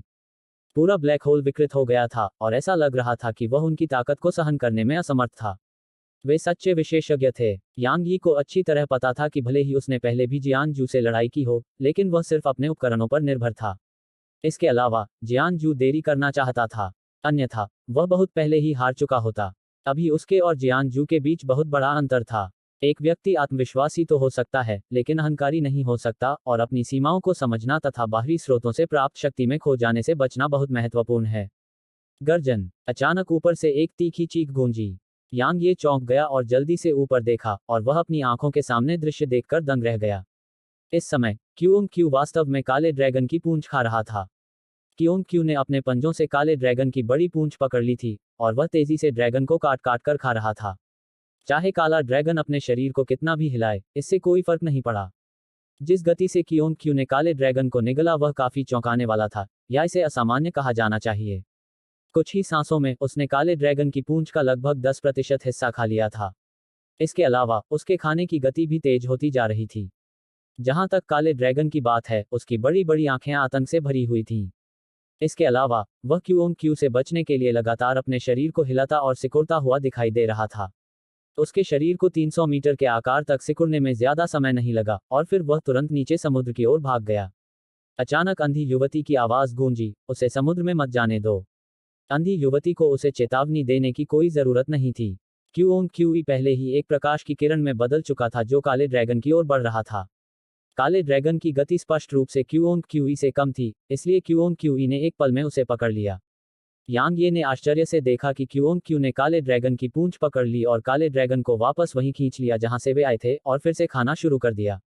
गर्जन! काले ड्रैगन की तीखी और दयनीय चीखें लगातार गूंज रही थीं, और वह भय और निराशा से भर गया था। क्यूओंग क्यू ने काले अजगर पर कोई ध्यान नहीं दिया और लगातार काले अजगर को फाड़ता रहा। काला अजगर धीरे धीरे टुकड़ों में कटता गया। सबसे भयानक बात यह थी कि काला अजगर अभी भी जिंदा था, लेकिन काला अजगर सिर्फ यह देख सकता था कि उसके शरीर को अनगिनत टुकड़ों में फाड़ा जा रहा था और खाया जा रहा था। लगभग कुछ दर्जन सांसों के बाद आकाश का वह क्षेत्र सामान्य हो गया था। काला ड्रैगन कहीं नहीं मिला, और केवल क्यूओंग क्यू की लगातार डकार लेने वाली आकृति ही वहां रह गई। यांग ये बहुत देर तक स्तब्ध रहा, और फिर उसने जल्दी से जियानजू की ओर इशारा किया और कहा, भाई क्यूओंग क्यू, उसे मार डालो। क्यूओंग क्यू ने यांग ये की ओर देखा, फिर वह जियानजू की ओर देखने के लिए मुड़ा, और फिर उसका शरीर जियानजू की ओर बढ़ गया। जब जियानजू ने देखा कि क्यों क्यों उसकी ओर आ रहा है तो उसका चेहरा एकदम पीला पड़ गया और उसकी आंखों में निराशा की एक झलक उभर आई। अंधी युवती चुपचाप खड़ी नहीं रही। उसकी आकृति चमक उठी और एक प्रकाश की किरण में बदल गई जो जियानजू की ओर बढ़ी। क्या जियानजू क्यू और ब्लाइंड मैडन की संयुक्त सेना का विरोध कर सकता है? बेशक वह ऐसा नहीं कर सकता था। हालांकि जब जियानजू अपनी जान गंवाने वाला था तो अचानक एक प्रकाश की किरण आसमान में उठी और फिर जियानजू के सामने एक सफेद आकृति प्रकट हुई। टकराना। सफेद आकृति से एक भयानक आभा निकली और फिर ब्लाइंड मैडन और क्यू दोनों तुरंत 3 किलोमीटर दूर उड़ गए। यांग यी के पास कहने को शब्द नहीं थे। अध्याय 1354 डार्क हेल महाद्वीप के साथ अच्छा व्यवहार करें। यह कौन है? यांग यी का चेहरा उतर गया। उस व्यक्ति की ताकत स्पष्ट रूप से बहुत भयानक थी, अन्यथा उसके लिए क्यू और ब्लाइंड मैडन दोनों को उड़ा देना असंभव होता। इसके अलावा वह व्यक्ति स्पष्ट रूप से जियानजू की तरफ था। अंधी युवती ने भी भौहें सिकोड़ी। जाहिर है उसने कभी नहीं सोचा था कि इस दुनिया में ऐसा कोई और विशेषज्ञ भी मौजूद होगा। क्यू की आंखों में भी गंभीरता का एक निशान था, क्योंकि उसके पंजों पर एक गहरा निशान था। जियानजू की आंखों में भी हैरानी के भाव थे। उसे उम्मीद नहीं थी कि कोई विशेषज्ञ अचानक उसके सामने आ जाएगा और उसकी मदद भी करेगा। आकृति के चारों ओर का सफेद प्रकाश धीरे धीरे उनकी आंखों के सामने बिखर गया और इसमें बहुत समय नहीं लगा कि एक मध्यम आयु वर्ग का आदमी अपनी पीठ पर तलवार लिए उनके सामने प्रकट हो। जियानजू की आंखें तुरंत चौड़ी हो गईं जब उसने मध्यम आयु वर्ग के व्यक्ति को देखा। जब यांग ये ने जियानवू को सुना तो उसकी आंखें भी चौड़ी हो गईं। जियानवू, वह अधेड़ उम्र का आदमी जियानवू है। क्या मजाक है? क्या वह मरा नहीं है? क्या वह मरा नहीं? यह असंभव है। यांग ये के मन में कई सवाल कौंधे। जबकि यांग ये अभी भी उलझन में था, ब्लाइंड मैडन अचानक उसके पास खड़े होकर बोली, यह आत्मा का एक धागा है। एक आत्मा। यांग ये थोड़ा स्तब्ध रह गया और जियानवू को देखने के लिए मुड़ा। निश्चित रूप से जियानवू का शरीर अलौकिक था और यह वास्तव में एक आत्मा का शरीर था। यांग ये ने भौहें सिकोड़ी। वह अब यहाँ क्यों आया है? वह क्या चाहता है? ब्लाइंड मैडन ने भी हमला नहीं किया और वह सिर्फ जियानवू की आत्मा को देख रही थी। हालांकि यांग ये ने देखा कि उसके हाथ कसकर एक साथ बंधे हुए थे। यांग ये जानती थी कि इससे कोई फर्क नहीं पड़ता कि जियानवू की आत्मा का एक कतरा यहाँ है, भले ही जियानवू यहाँ शरीर में हो, वह शायद जियानजू को मारना नहीं छोड़ेगी। यह स्पष्ट था कि उसकी नफरत कितनी गहरी थी, जिस पर वह हजारों सालों से महाद्वीप पर राज करने को तैयार थी। जियानवू ने यांग ये और दूसरों की तरफ थोड़ा सिर हिलाया और फिर उसकी नज़र यांग ये पर पड़ी। या ज्यादा सटीक रूप से कहें तो उसकी नज़र यांग ये के माथे पर पड़ी। जियानवू ने यांग ये के माथे को थोड़ी देर तक देखा और फिर उसने अपना सिर थोड़ा हिलाया। उसकी चेतना समाप्त हो गई है। उसने आखिरकार ऐसा ही किया। बोलते हुए उन्होंने यांग ये को परखा और कहा, बुरा नहीं है। जियानवू की बात सुनकर जियानजू के चेहरे पर काफी जटिल भाव थे। जियानवू एक प्रतिभाशाली व्यक्ति थे और उनके मानक बहुत ऊंचे थे, इसलिए आम लोग उनके द्वारा बिल्कुल भी स्वीकार नहीं किए जा सकते थे। तलवार भगवान के महल में किसी ने भी उनकी प्रशंसा नहीं सुनी थी, यहाँ तक खुद जियानजू भी नहीं। फिर भी जियानवू ने कहा था कि यांग ये बुरा नहीं था, लेकिन यह सामान्य था क्योंकि जियानजू यांग ये का दुश्मन था, लेकिन वह वास्तव में यांग ये की प्राकृतिक प्रतिभा और ताकत को स्वीकार करता था। इस बीच यांग ये ने पूछा, वरिष्ठ, क्या आप मर नहीं गए? जियानवू ने अपना सिर थोड़ा हिलाया, मैं कुछ चीजों को छोड़ नहीं पाया, इसलिए मैंने अपनी आत्मा का एक कतरा पीछे छोड़ दिया। यांग ये ने जियानजू की ओर देखा और कहा, तुम्हारे इस छोटे भाई ने कई साल पहले तलवार भगवान के महल को नष्ट कर दिया था। सीनियर, तुमने उसे क्यों नहीं रोका? जियानवू ने जवाब दिया, मैं गहरी नींद में था। मेरी आत्मा के पास ऊर्जा का कोई स्रोत नहीं था, इसलिए अगर मैं गहरी नींद में नहीं गया और अपनी बची हुई ऊर्जा को बचाकर नहीं रखा तो मेरी आत्मा का यह धागा गायब हो जाएगा जब इसके भीतर की ऊर्जा बिखर जाएगी। ठीक इसी पल की तरह मैं एक पल में पूरी तरह से गायब हो जाऊंगा, क्योंकि मैंने न केवल खुद को दिखाया है बल्कि मैंने लड़ाई भी की है। ठीक है, मैं यहाँ इसलिए हूँ क्योंकि आपकी लड़ाई ने मुझे झकझोरकर जगा दिया। बेशक मैं जल्द ही जाग जाऊंगा, भले ही आप सभी यहाँ लड़ न रहे हों। यांग ये ने जियानवू की ओर देखा और पूछा, आपका लक्ष्य क्या है? जियानवू मुस्कुराए और फिर उन्होंने आसमान की ओर देखा। हजारों वर्षों तक संक्षारित रहने के बाद वह बची हुई ऊर्जा जो उन्होंने अनजाने में पीछे छोड़ दी थी, अब बेहद कमजोर हो गई होगी। यांग ये स्पष्ट रूप से भावुक हो गए, वरिष्ठ, आपने महाद्वीप के ऊपर प्रतिबंधों को तोड़ने के लिए अपनी आत्मा का यह कतरा पीछे छोड़ दिया। जियानवू ने सिर हिलाया, यह कोई प्रतिबंध नहीं है। अगर वह डार्क हेल कॉन्टिनेंट को नष्ट करना चाहता तो उसे इतनी परेशानी नहीं उठानी पड़ती। यह सिर्फ ऊर्जा है जो उसके साथ मेरी लड़ाई के दौरान पीछे रह गई थी। इतने सालों पहले ग्रे ऊर्जा अभी भी बहुत मजबूत थी और मेरी आत्मा का यह धागा इसे तोड़ने के लिए पर्याप्त मजबूत नहीं था। फिर भी अब यह संभव होना चाहिए। यांग ये ने जियान वूजी को बहुत देर तक देखा और फिर पूछा, क्या यह इसके लायक था? कहने की जरूरत नहीं है कि यांग ये को जियान वूजी के प्रति काफी प्रशंसा महसूस हुई। जियान वूजी ने न सिर्फ इतने साल पहले महाद्वीप के लिए खुद को बलिदान कर दिया था, बल्कि उसने महाद्वीप पर लगे प्रतिबंधों को खत्म करने के लिए हजारों साल तक इंतजार करने के लिए अपनी आत्मा का एक कतरा भी छोड़ दिया था। किसी भी मामले में अगर वह जियान वूजी की स्थिति में होता तो वह निश्चित रूप से ऐसा नहीं करता। वह यांग ये एक स्वार्थी व्यक्ति था और यह कुछ ऐसा था जिसे उसने भी स्वीकार किया था। जहां तक उनका सवाल था, उनके प्रियजन और मित्र ही सबसे महत्वपूर्ण थे और वह उन्हें हर समय सबसे पहले रखते थे। जियान वूजी जैसे निस्वार्थ व्यक्ति के लिए, भले ही वह जियान वूजी जैसा नहीं हो सकता था, लेकिन वह ऐसे व्यक्ति की प्रशंसा करता था क्योंकि वह महसूस कर सकता था कि जियान वूजी ईमानदारी से डार्क हेल कॉन्टिनेंट के लिए सोच रहा था और इसके पीछे कोई स्वार्थ नहीं था। जियान वूजी ने हंसते हुए कहा, यह वह जगह है जिसने मुझे जन्म दिया और मेरा पालन पोषण किया। इसके अलावा यहाँ अरबों जीवित प्राणी हैं। मैं इसे कैसे छोड़ सकता था? अगर मेरे पास क्षमता नहीं होती तो मैं ऐसा कर सकता था, लेकिन संयोग से मेरे पास कुछ क्षमता थी। चूंकि मेरे पास थी, इसलिए कार्रवाई न करना मेरे दिल और तलवार दाव के प्रति मेरे विश्वास के खिलाफ होगा। आप एक तलवार साधक हैं, इसलिए आपको मेरी बात समझनी चाहिए, है न? यांग ये ने सिर हिलाया। उसने स्वाभाविक रूप से ऐसा किया। हर एक तलवार साधक का अलग अलग विश्वास था। उसका स्वार्थीपन था। वह केवल तभी कार्य करता था जब वह उसके लिए लाभदायक होता था, और वह इस बात की परवाह भी नहीं करता था कि वह सही है या गलत। यह स्वाभाविक रूप से लाभदायक था और लाभ अनियंत्रित होना था। जियान वूजी के लिए, इसे और सीधे शब्दों में कहें तो यांग ये एक बुरा व्यक्ति था जबकि जियान वूजी एक अच्छा व्यक्ति था। बुरे लोग आमतौर पर लंबे समय तक जीवित रहते हैं क्योंकि बुरे लोग केवल वही काम करते हैं जो उनके लिए फायदेमंद होते हैं। जहां तक अच्छे लोगों की बात है, अच्छे लोगों को आमतौर पर कुछ ऐसे काम करने पड़ते हैं जो उनके लिए अच्छे नहीं होते लेकिन दूसरों के लिए अच्छे होते हैं। जियान वूजी ऐसे ही व्यक्ति थे। उन्होंने दूसरों की खातिर खुद को बलिदान कर दिया था।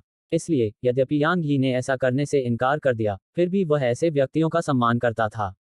जियान वूजी ने थोड़ा सिर हिलाया और फिर वह जियान जू की ओर देखने के लिए मुड़ा। जैसे ही उसने जियान जू को देखा, उसकी आंखों में जटिल भावनाओं का एक निशान दिखाई दिया। मुझे पता था कि तुम नाराज होगे क्योंकि मैंने तुम्हें तलवार भगवान के महल और तार्कीय तलवार आरेख पर नियंत्रण करने की अनुमति नहीं दी, लेकिन मैंने कभी नहीं सोचा था कि तुम इस वजह से तलवार भगवान के महल को नष्ट कर दोगे। जियान जू ने थोड़े उग्र भाव से कहा, क्या तुम वही नहीं हो जिसने मुझ पर दबाव डाला था? जियान वूजी ने अपना सिर हिलाया और कहा, क्या आप जानते हैं कि मैंने इसकी अनुमति क्यों नहीं दी? जियान जू ने गुस्से से कहा, मैं भी वास्तव में इसका उत्तर जानना चाहता हूं। जियान वूजी ने जवाब दिया, आपकी प्राकृतिक प्रतिभा खराब नहीं है। उन सभी वर्षों पहले, यह मेरे अलावा तलवार भगवान के महल में सबसे अच्छा था। हालांकि आपका दिल हमेशा विचलित रहता है और आप हमेशा शॉर्टकट लेना चाहते थे।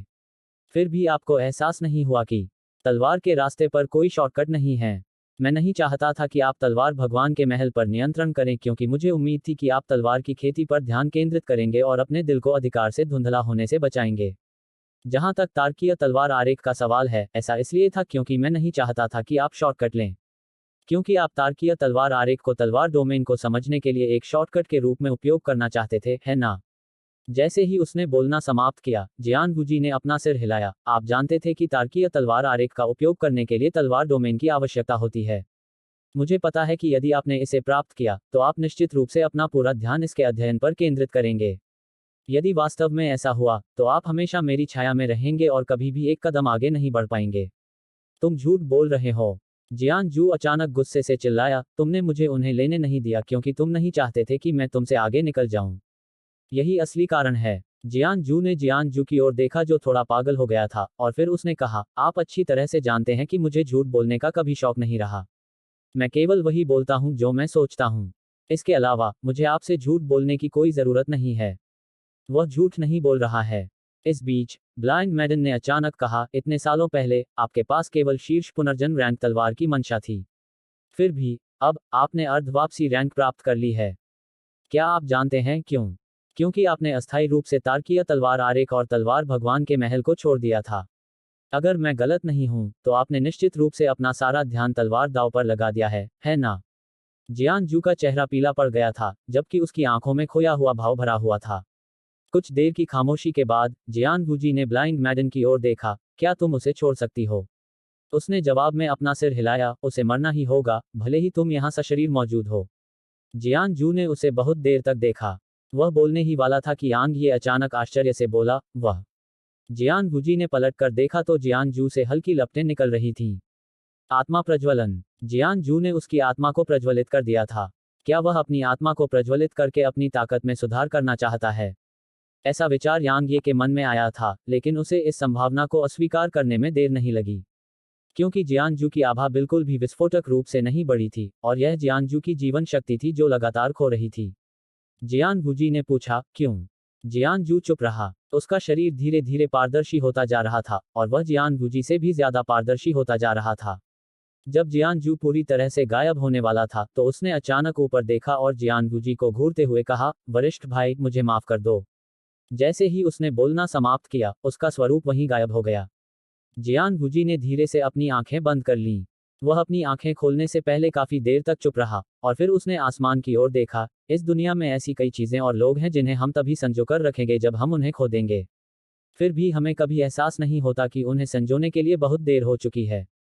युवा, अपने आसपास के लोगों को संजो कर रखो। जैसे ही उसने बोलना समाप्त किया, जियान गुजी धीरे धीरे आकाश की ओर चला गया। इस बीच क्यू ने जियान गुजी को देखा और कहा, वह आदमी बुरा नहीं है। अंधी युवती ने भी कहा, एक उत्कृष्ट व्यक्ति। यांग ये ने सिर हिलाया और आसमान की तरफ देखा।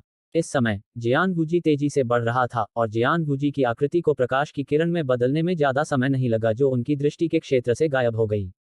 डार्क हिल कॉन्टिनेंट के साथ अच्छा व्यवहार करो। जियान गुजी की आवाज ऊपर से गूंजी।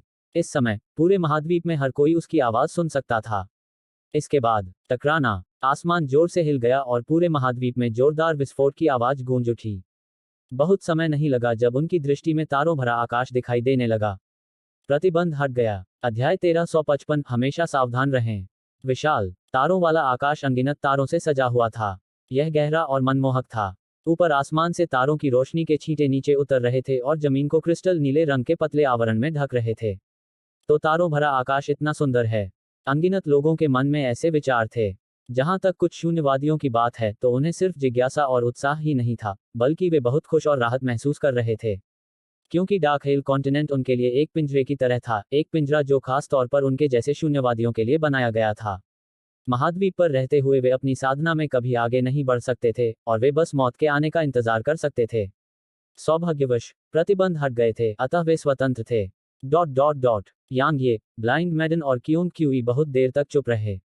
अंत में कियोंग क्यूई ने अचानक कहा, मुझे उस मिश्रित रक्त ड्रैगन के भीतर की ऊर्जा को अवशोषित करना है, इसलिए जब मैं ऐसा कर रहा हूं तो मुझे परेशान मत करो। अगर कुछ होता है तो खुद ही उससे निपटो। जैसे ही उसने बोलना समाप्त किया, कियोंग क्यूई एक प्रकाश की किरण में बदल गई जो यांग ये की छाती में प्रवेश कर गई। यांग ये अवाक रह गया। इस बीच अंधी युवती ने अचानक कहा, मेरे साथ आओ। जैसे ही उसने बोलना समाप्त किया, वह मुड़ी और नीचे जमीन पर चली गई। यांग ये जल्दी से उसके पीछे गया और उसे थोड़ा उत्साह महसूस हुआ। क्यों? क्योंकि उसने सुना था कि उसके पास टेलस्वॉर्ड डायग्राम है। यह एक खजाना था। जहां तक वूजी द्वारा शॉर्टकट लेने के लिए खजाने पर निर्भर न होने और स्वयं पर भरोसा करने के बारे में कही गई बात का सवाल है। यह बात जियान जू से कही गई थी, लेकिन वह पहले से ही तलवार के क्षेत्र को समझ चुका था, इसलिए वह कौन सा शॉर्टकट लेगा। दरअसल जहां तक यांग यी का सवाल है, खजाने भी ताकत का एक रूप थे। बेशक वह उन पर बहुत ज्यादा निर्भर नहीं होगा। उसे लगा कि खजाने का इस्तेमाल उसकी ताकत बढ़ाने के लिए किया जा सकता है, लेकिन वह उन पर निर्भर नहीं हो सकता। उसे इसे अच्छी तरह से मैनेज करना था, और जब तक वह ऐसा करता है, उसके पास जितने ज्यादा खजाने होंगे उसके लिए उतना ही बेहतर होगा। हालांकि अगर वह असफल हो जाता है तो वह खुद को खो देगा और इसके बजाय उन पर निर्भर हो जाएगा। तो यह सब दृष्टिकोण की समस्या थी। यांग ये ब्लाइंड मैडन के पीछे पीछे समुद्र के किनारे उस विशाल चट्टान पर पहुंची जिस पर ब्लाइंड मैडन अक्सर बैठती थी। उसने अपना हाथ हल्के से हिलाया और समुद्र का पानी अचानक कम होने में ज्यादा समय नहीं लगा। यह बहुत तेजी से कम हुआ और उनके सामने समुद्र का पानी 1 किलोमीटर से ज्यादा दूर होने में बस एक पल लगा। उसके बाद पत्थरों से ढकी एक कब्र उनके सामने आ गई। यांग ये उसके पीछे पीछे उस कब्र तक गया। कब्र सामान्य आकार की थी और उसमें कोई कब्र का पत्थर या कोई खास चीज नहीं थी। यह सिर्फ सबसे साधारण पत्थर से बनी थी। अंधी युवती बहुत देर तक चुप रही और फिर उसने कहा, हम बचपन के दोस्त थे और वह भी तुम्हारी तरह ही तलवार की साधना करने वाला था। उस समय वह सिर्फ तलवार भगवान के महल में शामिल होना चाहता था क्योंकि यह पूरे महाद्वीप के सभी तलवार की साधना करने वालों के लिए पवित्र भूमि थी। हालांकि उसकी प्राकृतिक प्रतिभा अच्छी नहीं थी, इसलिए उसे तलवार भगवान के महल द्वारा बार बार अस्वीकार कर दिया गया था। तलवार भगवान के महल में शामिल होने के लिए उसके पास कठोरतापूर्वक साधना करने के अलावा कोई विकल्प नहीं था। उस समय जब वह साधना कर रहा था तो मैं हमेशा उसके साथ थी। उसने बहुत लगन से साधना की। अंत में वह तलवार भगवान के महल में शामिल होने में सफल रहा, लेकिन वह केवल एक नामात्र का शिष्य था। यांग ये ने चुपचाप पत्थर की कब्र की ओर देखा। अंधी युवती ने अपने बालों में कंघी की जो समुद्री हवाओं से अस्त व्यस्त हो गए थे, और उसने कहा था कि एक बार जब वह बाहरी दरबार का शिष्य बन जाएगा तो वह मेरे पास आएगा और मुझे तलवार भगवान के महल में ले जाएगा। इस बिंदु पर वह एक पल के लिए रुकी और फिर उसने आगे कहा, तभी मुझे एहसास हुआ कि वह तलवार भगवान के महल में खुद के लिए शामिल नहीं होना चाहता था, और यह मेरे लिए था। यांग ये हैरान था, आपके लिए? उसने थोड़ा सिर हिलाया। मैं तब तक नहीं जागी थी। न केवल मेरी मेरिडियन अवरुद्ध थी, बल्कि मेरा शरीर भी इतना कमजोर था कि वह एक सामान्य व्यक्ति से भी कमजोर था। तलवार भगवान का महल महाद्वीप पर सबसे शक्तिशाली शक्ति थी, और उसके पास अनगिनत जड़ी बूटियां और खजाने थे। तलवार भगवान के महल में शामिल होने के लिए उसने इतनी मेहनत की थी क्योंकि उसे मेरे लिए दवाई मिलने की उम्मीद थी। दुर्भाग्य से वह नहीं जानता था कि कोई भी दवा मेरे शरीर को ठीक नहीं कर सकती। यांग ये चुप रहा। ब्लाइंड मैडन ने आगे कहा, उसने कड़ी मेहनत की और बाहरी दरबार का शिष्य बनने में सफल रहा। उसने जो इच्छाशक्ति और परिश्रम दिखाया, उसके कारण तलवार भगवान के महल के एक बुजुर्ग को उससे लगाव हो गया और उस बुजुर्ग ने उसे अपना शिष्य स्वीकार कर लिया। इसके अलावा वह बुजुर्ग मुझे ठीक करने में मदद करने के लिए सहमत हो गया। हालांकि उसी समय जियानजू ने उस राक्षसी ड्रैगन के साथ मिलकर तलवार भगवान के महल पर एक आश्चर्यजनक हमला किया। अंधी युवती इस बिंदु पर एक पल के लिए रुकी और फिर उसने आगे कहा, क्योंकि जियानजू को तलवार भगवान के महल के गठन और ताकत के बारे में सब कुछ पता था। तलवार भगवान के महल के सभी विशेषज्ञों को उनकी संयुक्त सेना द्वारा मार दिया गया था। इसमें वह भी शामिल था। जब वह इस बिंदु तक बोली, यांग ये ने देखा कि अंधी युवती की आंखों के कोनों से आंसू की 2 बूंदें निकल रही थीं, और वे रक्त की तरह लाल थीं। लंबे समय तक खामोशी के बाद खून से लाल आंसू की बूंदें हवा में गायब हो गईं। यहाँ हवा बहुत तेज है। जैसे ही उसने बोलना समाप्त किया, उसने अपना हाथ हल्के से हिलाया, और आसपास की समुद्री हवा अब उसके या यांगी के करीब नहीं आ सकी। यांग ये चुप रहा। ब्लाइंड मैडन ने आगे कहा, जिस क्षण से मुझे पता चला कि वह चला गया है, मेरे आंसू कभी नहीं रुके। अंत में मैं अंधी हो गई और फिर मैं जाग गई। मेरे जीवन में 2 चीजें हैं जिनका मुझे सबसे ज्यादा अफसोस है। पहली बात यह है कि इतने सालों पहले मैं अपनी बड़ी बहन और दूसरी बहन की मदद नहीं कर पाई, और दूसरी बात यह है कि मैं पहले अंधी नहीं हुई। अगर मैं पहले अंधी हो जाती तो वह नहीं मरता। यांग ये ने अपना सिर हिलाया। कहने की जरूरत नहीं है कि राक्षसी ड्रैगन और जियानजू निश्चित रूप से बेहद दुखी महसूस कर रहे थे, क्योंकि उन्होंने सिर्फ एक ऐसे व्यक्ति को मार डाला था जिसे वे चींटी समझते थे, और फिर ब्लाइंड मैडन ने उन्हें हजारों सालों तक यहाँ फंसाए रखा, इससे पहले कि वे आखिरकार मर जाएं। लेकिन यह सब सिर्फ इसलिए हुआ था क्योंकि उन्होंने एक महत्वहीन बाहरी दरबारी शिष्य को मार डाला था। जब कोई दूसरे को मारता था तो उसमें जोखिम रहता था, इसलिए हर समय सतर्क रहना पड़ता था। मैंने ड्रैगन को फंसाया, लेकिन जियानजू बच निकला। हालांकि मुझे पता था कि वह वापस आएगा क्योंकि मैंने स्टेलस स्वॉर्ड डायग्राम ले लिया था। इस बीच ब्लाइंड मैडन ने कहा, जैसा कि मैंने उम्मीद की थी, वह उस राक्षसी ड्रैगन के पूरी तरह से ठीक हो जाने के बाद वापस लौटा। वास्तव में मैं उस ड्रैगन को बहुत पहले ही मार सकता था। हालांकि अगर मैंने उस ड्रैगन को मार दिया होता तो जियानजू निश्चित रूप से पूरी तरह से छिप जाता। उन्हें मारने के लिए मेरे पास उस राक्षसी ड्रैगन के पूरी तरह से ठीक होने तक इंतजार करने के अलावा कोई विकल्प नहीं था। वास्तव में अगर मैं और क्यों यहाँ नहीं होते तो भी तुम उन्हें मार सकते थे, है न? यांग ये ने पूछा। जिस तरह से उसने पहले लड़ाई की थी, उसके आधार पर उसे पता था कि उसने निश्चित रूप से अपनी पूरी ताकत का इस्तेमाल नहीं किया था। अंधी युवती कुछ देर के लिए चुप हो गई और बोली, आपके आगमन से मुझे थोड़ा आश्चर्य हुआ।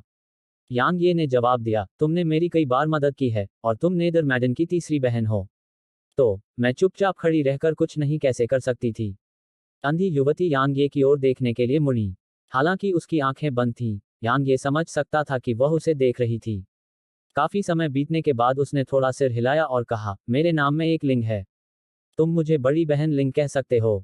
अगर उसने पहले नेदर मैडन और दूसरों के लिए विचार करके उसकी मदद की थी, तो अब उसने यांग ये को सही मायने में स्वीकार किया था और उसके साथ छोटे भाई जैसा व्यवहार किया था।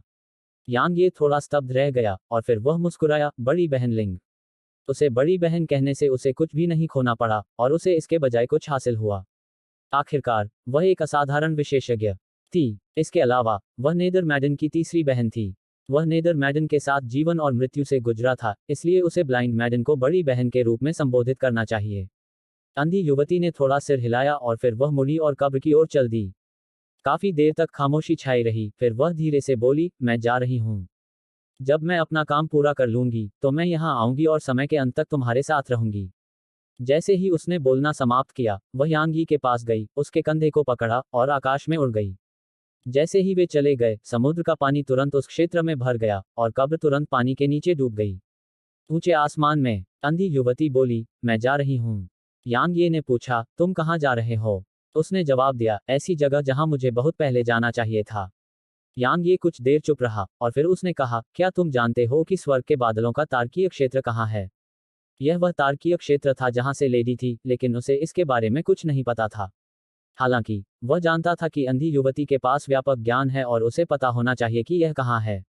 स्वर्ग के बादल। अंधी युवती ने पूछा, तुम वहां जा रहे हो?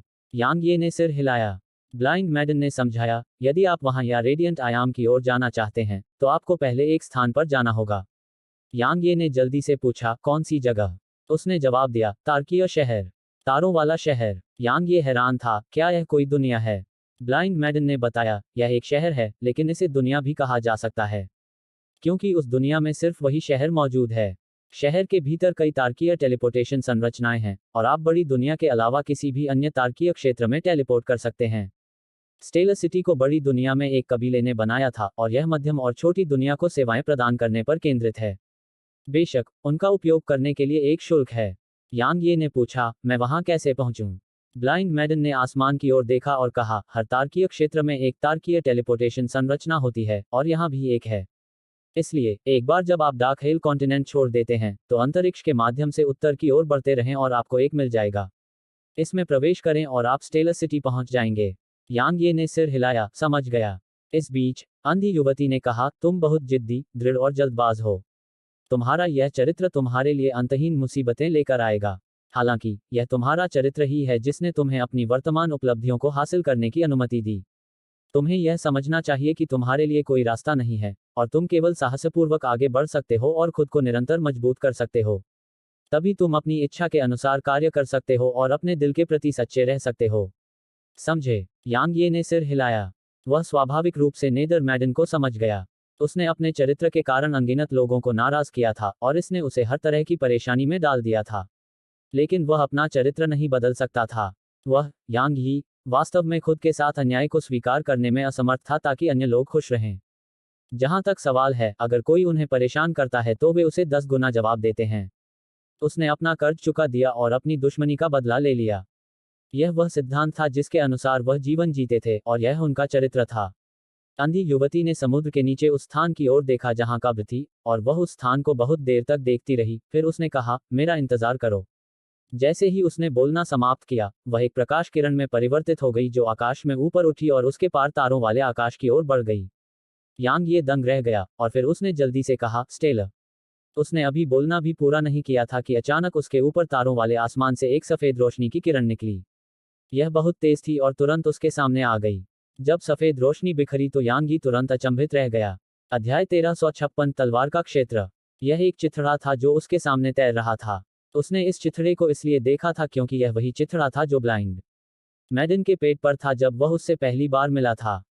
हालांकि उसने सोचा था कि यह उसके कपड़ों पर पैच लगाने के लिए था, लेकिन यह स्पष्ट रूप से पैच नहीं था, अन्यथा ब्लाइंड मैडन उसे यह नहीं देती। यांग ये ने कुछ देर तक उसे देखा, और फिर उसने तलवार की एक डोरी उसमें घुसा दी। टकराना। कपड़े से तुरंत एक चमकदार रोशनी निकली, और फिर यांग यी के सामने एक क्रिस्टल ब्लू आरेख प्रकट हुआ।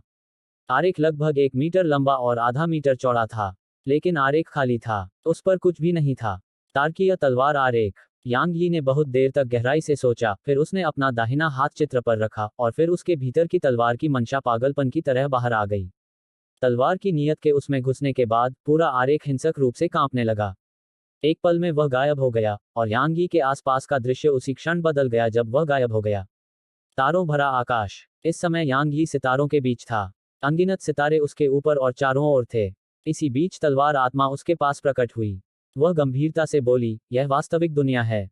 यांग ये ने सिर हिलाया। जैसे ही उसकी तलवार की मंशा तारकीय तलवार आरेख में बढ़ी, उसने उसे तारों वाले आकाश में पहुंचा दिया।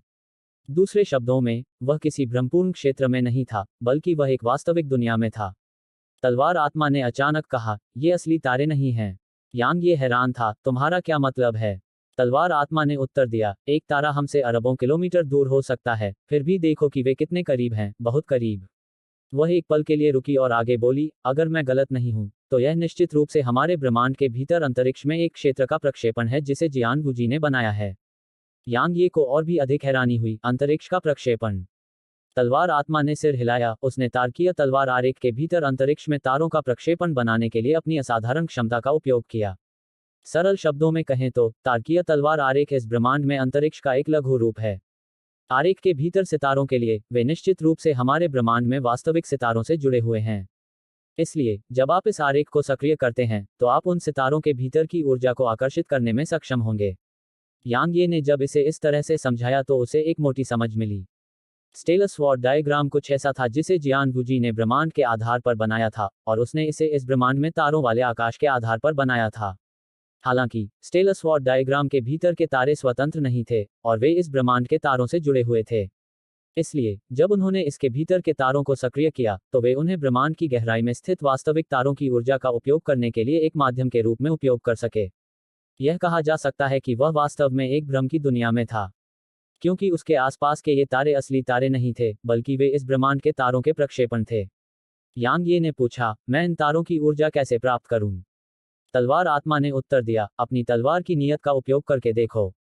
यांग ये ने सिर हिलाया, और फिर रीबर्थ रैंक तलवार का इरादा उसके चारों ओर पतली हवा से प्रकट हुआ। एक पल में इसने यहां सभी सितारों को घेर लिया। जैसे ही उसका तलवार का इरादा यहां प्रकट हुआ, सितारों ने तुरंत हल्की रोशनी उत्सर्जित करना शुरू कर दिया। यह रोशनी तारों की रोशनी नहीं थी, बल्कि तलवार की ऊर्जा की चमक थी। हालांकि इसके अलावा कोई और बदलाव नहीं हुआ। यांग ये ने तलवार आत्मा को देखा, क्या हो रहा है? उसने आसपास के माहौल पर नजर डाली, और फिर यांग ये को देखा, तलवार डोमेन को सक्रिय करने का प्रयास करें। यांग ये ने सिर हिलाया और एक कदम आगे बढ़ा। एक पल में यहाँ का पूरा अंतरिक्ष विस्तार उसके तलवार क्षेत्र से घिरा हुआ था, और फिर तारे तुरंत हल्के से कांपने लगे। उसी समय यांग ये की अभिव्यक्ति तुरंत बदल गई। उनके दिमाग के पुर्जे हिल चुके थे। क्यों? वह तलवार क्षेत्र में सब कुछ पर शासन करता था, और वह सब कुछ नियंत्रित कर सकता था, और तलवार क्षेत्र में सब कुछ के साथ एक हो सकता था। जिस क्षण उसने तलवार क्षेत्र को सक्रिय किया, उसने अनगिनत सितारों को महसूस किया। यह काफी अकल्पनीय था, लेकिन उसने वास्तव में उन्हें महसूस किया। अनगिनत तारे। यांग ये न केवल यहाँ के हर एक तारे को महसूस करने में सक्षम था, बल्कि वह उन वास्तविक तारों को भी महसूस कर सकता था जिनसे वे जुड़े हुए थे। दूसरे शब्दों में, वह तारकीय तलवार आरेख के माध्यम से डार्क हेल तारकीय क्षेत्र में तारों को महसूस कर सकता था। न केवल वह उन्हें महसूस करने में सक्षम था, बल्कि वह यह भी महसूस कर सकता था कि उसने उनके साथ एक हल्का सा संबंध बना लिया है। मैं समझता हूं कि तारकीय तलवार आरेख को तलवार डोमेन का उपयोग करने की आवश्यकता क्यों है। इस बीच तलवार आत्मा ने कहा, जियान वूजी ने ब्रह्मांड का अवलोकन करके इसे बनाया है। अगर मैं गलत नहीं हूं, तो उन्होंने इसे बनाते समय तलवार डोमेन का उपयोग किया था। केवल तलवार डोमेन का उपयोग करके ही वह इन तारों को स्पष्ट रूप से समझ सकता था और तारकीय तलवार आरेख बना सकता था। एक बार इसका उपयोग हो जाने के बाद, इसका उपयोग करने वाले व्यक्ति को उन तारों को समझना चाहिए और उनके साथ एक संबंध बनाना चाहिए, और केवल तलवार डोमेन रखने से ही यह संभव होगा। इसके अलावा केवल तलवार डोमेन ही इसे पूरा कर सकता है। यांग ये ने पूछा, मैं तारकीय तलवार आरेख का उपयोग कैसे करूं? तलवार आत्मा ने आसपास के वातावरण पर नजर डाली और कहा, आपके पास तलवार नहीं है। जैसे ही उसने बोलना समाप्त किया, वह एक तलवार में परिवर्तित हो गई जो दूर से प्रकट हुई, और फिर आसपास के तारे हिंसक रूप से कांपने लगे। इस बीच तलवार आत्मा ने कहा, इस तारकीय क्षेत्र में सितारों की ऊर्जा का उपयोग करने के लिए उन्हें अपने माध्यम के रूप में उपयोग करें, और फिर तारकीय तलवार ऊर्जा को छोड़ दें। यांग ये ने पूछा, क्या यह संभव है? बेशक, तलवार आत्मा ने उत्तर दिया, इन तारों में तारकीय ऊर्जा होती है। अब आपको तारकीय तलवार आरेख में तारों को अपने माध्यम के रूप में उपयोग करना होगा ताकि इस तारकीय क्षेत्र में तारों का उपयोग किया जा सके और उनकी तारकीय ऊर्जा को तलवार ऊर्जा में परिवर्तित किया जा सके। मुझे कोशिश करने दो। जैसे ही उसने बोलना समाप्त किया, यांग ये ने अपनी आंखें बंद कर लीं। ओह ओह ओह। काफी समय बीतने के बाद डार्क हेल स्टेल क्षेत्र में अनगिनत तलवारों की आवाजें गूंजने लगीं। उसके बाद डार्क हेल स्टेल क्षेत्र के ऊपर तारों वाले आकाश में अनगिनत तारों से तारकीय तलवार ऊर्जा की किरणें निकलीं। तारकीय तलवार ऊर्जाएं शूटिंग सितारों की तरह थीं जो क्रमिक रूप से डार्क हेल महाद्वीप की ओर उतर रही थीं।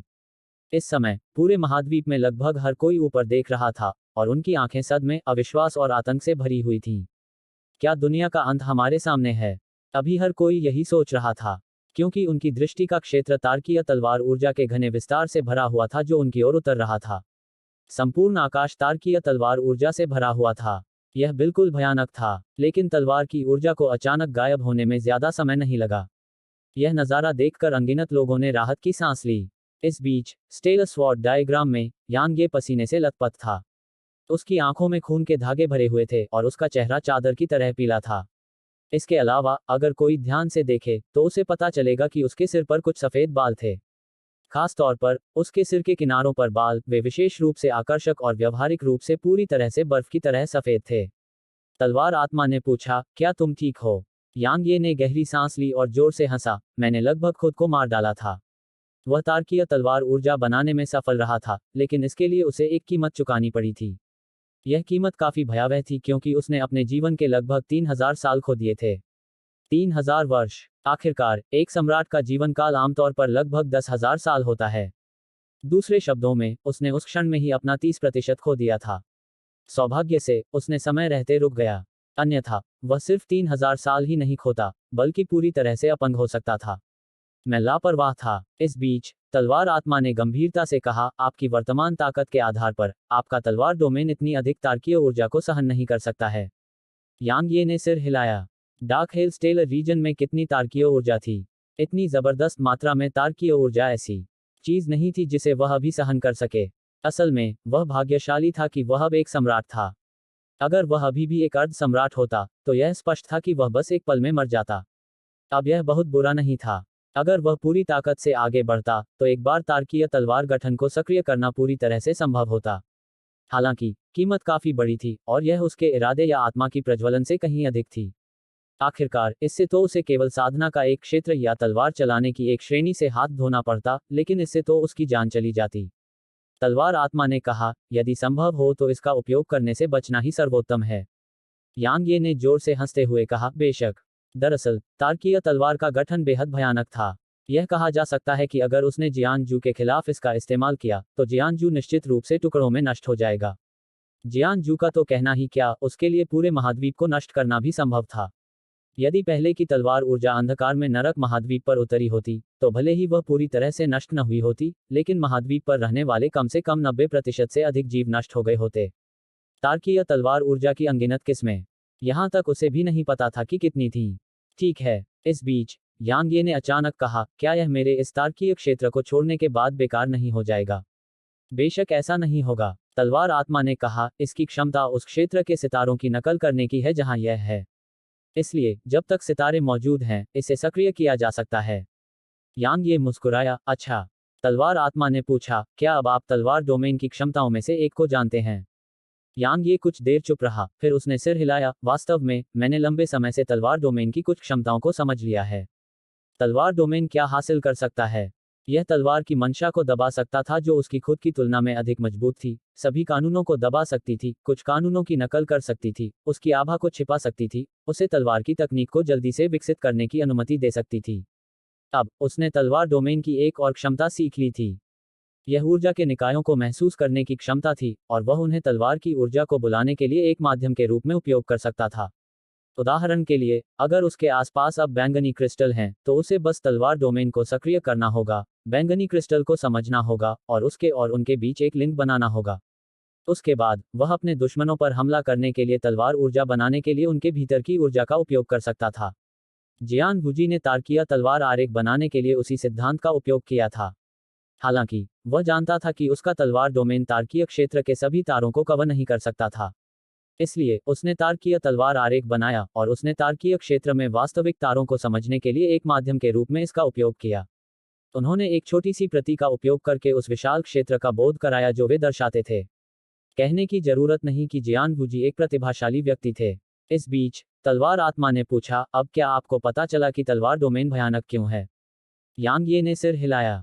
उसे स्वाभाविक रूप से पता था कि क्यों। जब वह दिन आया कि उसका तलवार क्षेत्र एक संपूर्ण तारकीय क्षेत्र को कवर कर सकेगा, तब तारकीय क्षेत्र के भीतर ऊर्जा के सभी निकायों का उपयोग तलवार ऊर्जा बनाने के लिए किया जा सकेगा। यदि उसका तलवार क्षेत्र संपूर्ण ब्रह्मांड को कवर कर सकता तो। अध्याय 1357 अब जाने का समय है। यदि यांग यी का तलवार क्षेत्र ब्रह्मांड को कवर कर सकता है, तो ब्रह्मांड में ऊर्जा के सभी निकायों का उपयोग तलवार ऊर्जा बनाने के लिए किया जा सकता है। इसके बारे में सोचते ही यांग ये को काफी उत्साह महसूस हुआ, लेकिन उसे उस सपने से जागने में ज्यादा समय नहीं लगा। संपूर्ण ब्रह्मांड को कवर करें। उसका तलवार क्षेत्र केवल 5000 किलोमीटर के क्षेत्र को ही कवर कर सकता था। इसलिए पूरे ब्रह्मांड को कवर करना उनके लिए बहुत दूर की बात थी। हालांकि यांग ये को कोई जल्दी नहीं थी। वह भी सिर्फ एक सम्राट था और उसकी तलवार का क्षेत्र उसकी साधना के साथ साथ बेहतर होता जाएगा। इसलिए वह दिन आएगा जब वह यह सब कर सकेगा। यांग ये ने अपने विचारों को नियंत्रित किया, अपने आसपास के असीम तारों वाले आकाश पर नजर डाली और फिर अपने दिल में एक आदेश जारी किया। एक पल में उसके आसपास की हर चीज अलौकिक होने लगी और फिर सब कुछ सामान्य हो गया जबकि स्टेलस स्वॉर्ड डायग्राम उसके सामने प्रकट हुआ। यांग ये ने स्टेलस स्वॉर्ड डायग्राम को देखा और उसके मुंह के कोनों पर एक मुस्कान उभर आई।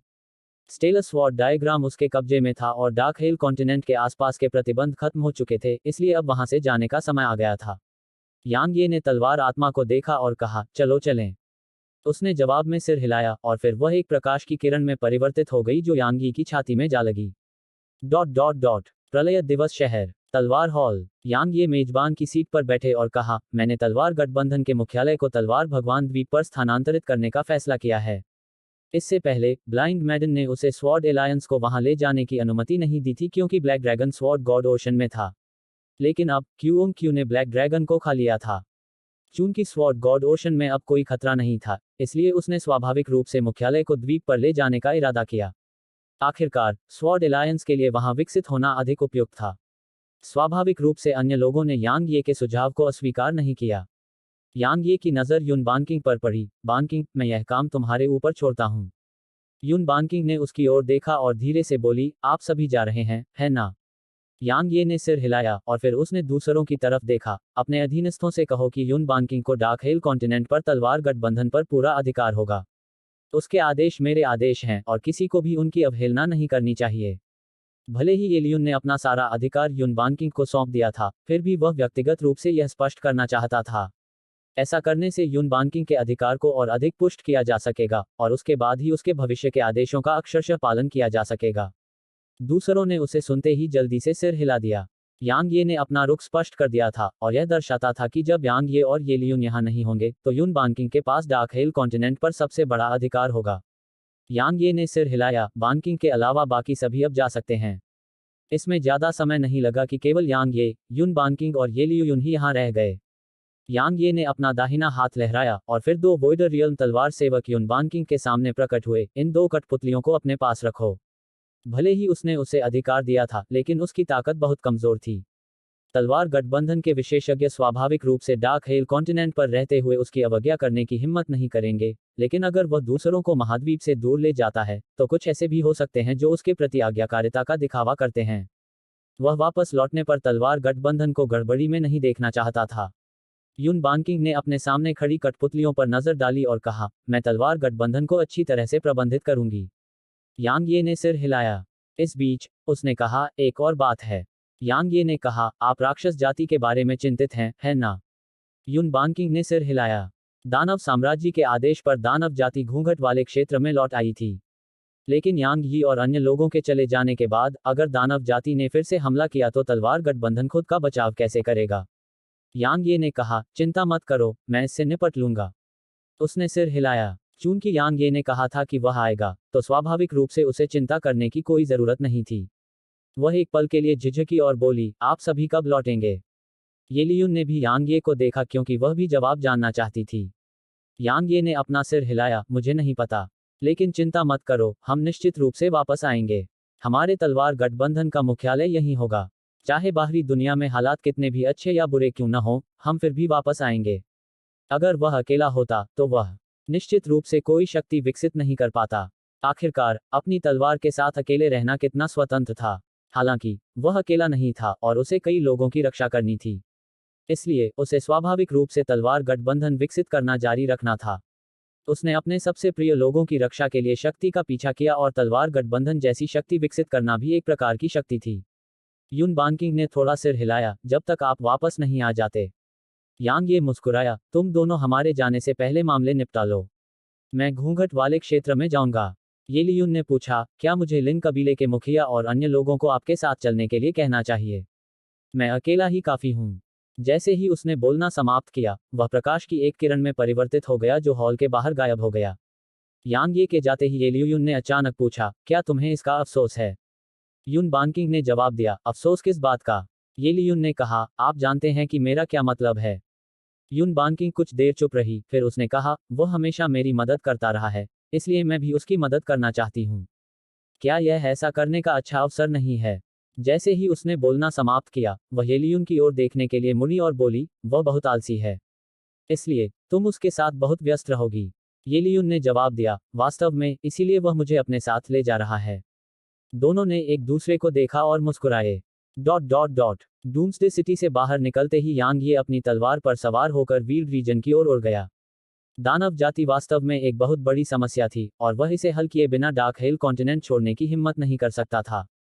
लेकिन वह समस्या को हल करने के लिए बल का उपयोग नहीं करना चाहता था। बेशक, अगर उसके पास कोई और विकल्प नहीं था, तो उसे ऐसा करने में कोई आपत्ति नहीं थी। यांग यी को टेलीपोर्टेशन संरचना से पहले वेल क्षेत्र में पहुंचने में ज्यादा समय नहीं लगा और फिर उसने इसमें कदम रखा। यांग ये ने प्रकाश के घेरे में कदम रखते ही भौहें सिकोड़ लीं। क्योंकि टेलीपोर्टेशन संरचना वास्तव में सील कर दी गई थी। वह जानता था कि दानव जानवरों ने दानव महारानी के आदेशों का पालन किया था और वेल क्षेत्र में टेलीपोर्टेशन संरचना को बंद कर दिया था। यांग ये बहुत देर तक चुप रहा, उसके माथे पर तलवार भगवान की मुहर चमक उठी। उसके बाद उसने अपना दाहिना हाथ आगे बढ़ाया और 10 भौतिक इरादे वाली तलवारों को यहां प्रकट होने में ज्यादा समय नहीं लगा। यांग ये ने थोड़ी देर तक उन्हें देखा और फिर वह वहीं गायब हो गया। उसने स्वाभाविक रूप से उन इरादे वाली तलवारों को राक्षस जाति के खिलाफ बचाव के तौर पर पीछे छोड़ दिया था। उसकी वर्तमान ताकत के आधार पर वे 10 इरादे वाली तलवारें बहुत से वोइडर दायरे के राक्षस जानवरों को मार सकती थीं। वोइडर दायरे के राक्षस जानवर बहुत कम थे और मानव जाति के साथ युद्ध के दौरान उन्हें जो नुकसान हुआ था, उसके साथ यह कहा जा सकता था कि राक्षस जाति अब कोई नुकसान नहीं झेल सकती थी। यदि वह बदला लेना भी चाहे तो वह बहुत दूर भविष्य की बात होगी। इसके अलावा वे उसके लिए एक संकेत की तरह थे। अगर राक्षस जाति वास्तव में घूंघट वाले क्षेत्र को छोड़ने का इरादा रखती थी, तो उसे निश्चित रूप से उसकी इरादे वाली तलवारों को नष्ट करना होगा। लेकिन एक बार ऐसा होने पर वह तुरंत नोटिस कर लेगा। लेकिन उसे लगा कि राक्षस जाति का अभी बदला लेने का कोई इरादा नहीं है। अब जबकि वह राक्षस महारानी को खो चुकी है, तो वह आंतरिक कलह की स्थिति में पड़ सकती है। यांग ये के पास यह स्वीकार करने के अलावा कोई विकल्प नहीं था कि वह दानव महारानी की प्रशंसा करती है। अगर नी वुमिंग अचानक नहीं आ जाती, तो तलवार गठबंधन बहुत चिंताजनक स्थिति में होता। यांग ये ने अपना सिर हिलाया, अपने विचारों को रोका और फिर आकाश में गायब हो गया। डॉट डॉट डॉट पर्दा क्षेत्र के प्रवेश द्वार पर वह चला गया है। क्या आपको यकीन है? मैं हूं। हफ सौभाग्य से विभिन्न कुलपतियों को सूचित करें। आपको क्या लगता है कि नया दानव राजा कौन बनेगा? कौन जानता है, मैंने सुना है कि कोई भी कुलपिता दूसरे की ताकत के बारे में आश्वस्त नहीं है। काश दानव साम्राज्य अभी भी जीवित होती। हमारी दानव जाति ऐसी स्थिति में नहीं पहुंचती। डॉट डॉट डॉट उसके जाने के बाद यांग ये स्वॉर्ड गॉड आइलैंड गया। वह यह नहीं भूला था कि स्वॉर्ड गॉड आइलैंड में कुछ मौजूदा निवासी भी हैं। अगर उसे स्वॉर्ड एलायंस को स्वॉर्ड गॉड आइलैंड ले जाना था, तो उसे उनके साथ सभी मुद्दों को सुलझाना था, खास तौर पर 10,000 पैरों वाला सेंटीपीड। 2 घंटे बाद यांग ये तलवार भगवान द्वीप पर पहुंचे। यांग ये सीधे सेंटीपीड के घर गया। यांग ये अभी वहां पहुंचा ही था कि पहाड़ के भीतर से सेंटीपीड चमक कर बाहर आया और यांग ये को देखकर उसके चेहरे पर एक बहुत ही गंभीर और भयभीत भाव था। उसने यांग ये के समूह और जियान जू के समूह के बीच लड़ाई देखी थी। वह जानता था कि यांग ये अब ऐसा व्यक्ति नहीं है जिससे वह लड़ सकता है। यांग ये ने सीधे मुद्दे पर आकर कहा, मेरी सेना तलवार भगवान द्वीप पर जाएगी। आपको वहां से जाने की जरूरत नहीं है, लेकिन आपको उनके खिलाफ कार्रवाई करने से मना किया गया है। 10,000 टांगों वाला सेंटीपीड धीमी आवाज में बोला, अगर मैं मना कर दूं तो क्या होगा? यांग ये ने जवाब दिया, तो फिर तुम अभी मर जाओगे। सेंटीपीड की पलकें फड़कने लगी और फिर उसने यांग ये की ओर देखा और कहा, ठीक है, मैं सहमत हूं। यांग ये ने कनखजूरे पर एक गहरी और लंबी नजर डाली। कनखजूरे ने जल्दी से कहा, मानव, चूंकि मैं सहमत हो गया हूं, इसलिए मैं निश्चित रूप से वही करूंगा जो मैंने कहा है। जब तक वे मेरे साथ परेशानी की तलाश नहीं करते, तब तक मैं उनके साथ परेशानी की तलाश बिल्कुल नहीं करूंगा।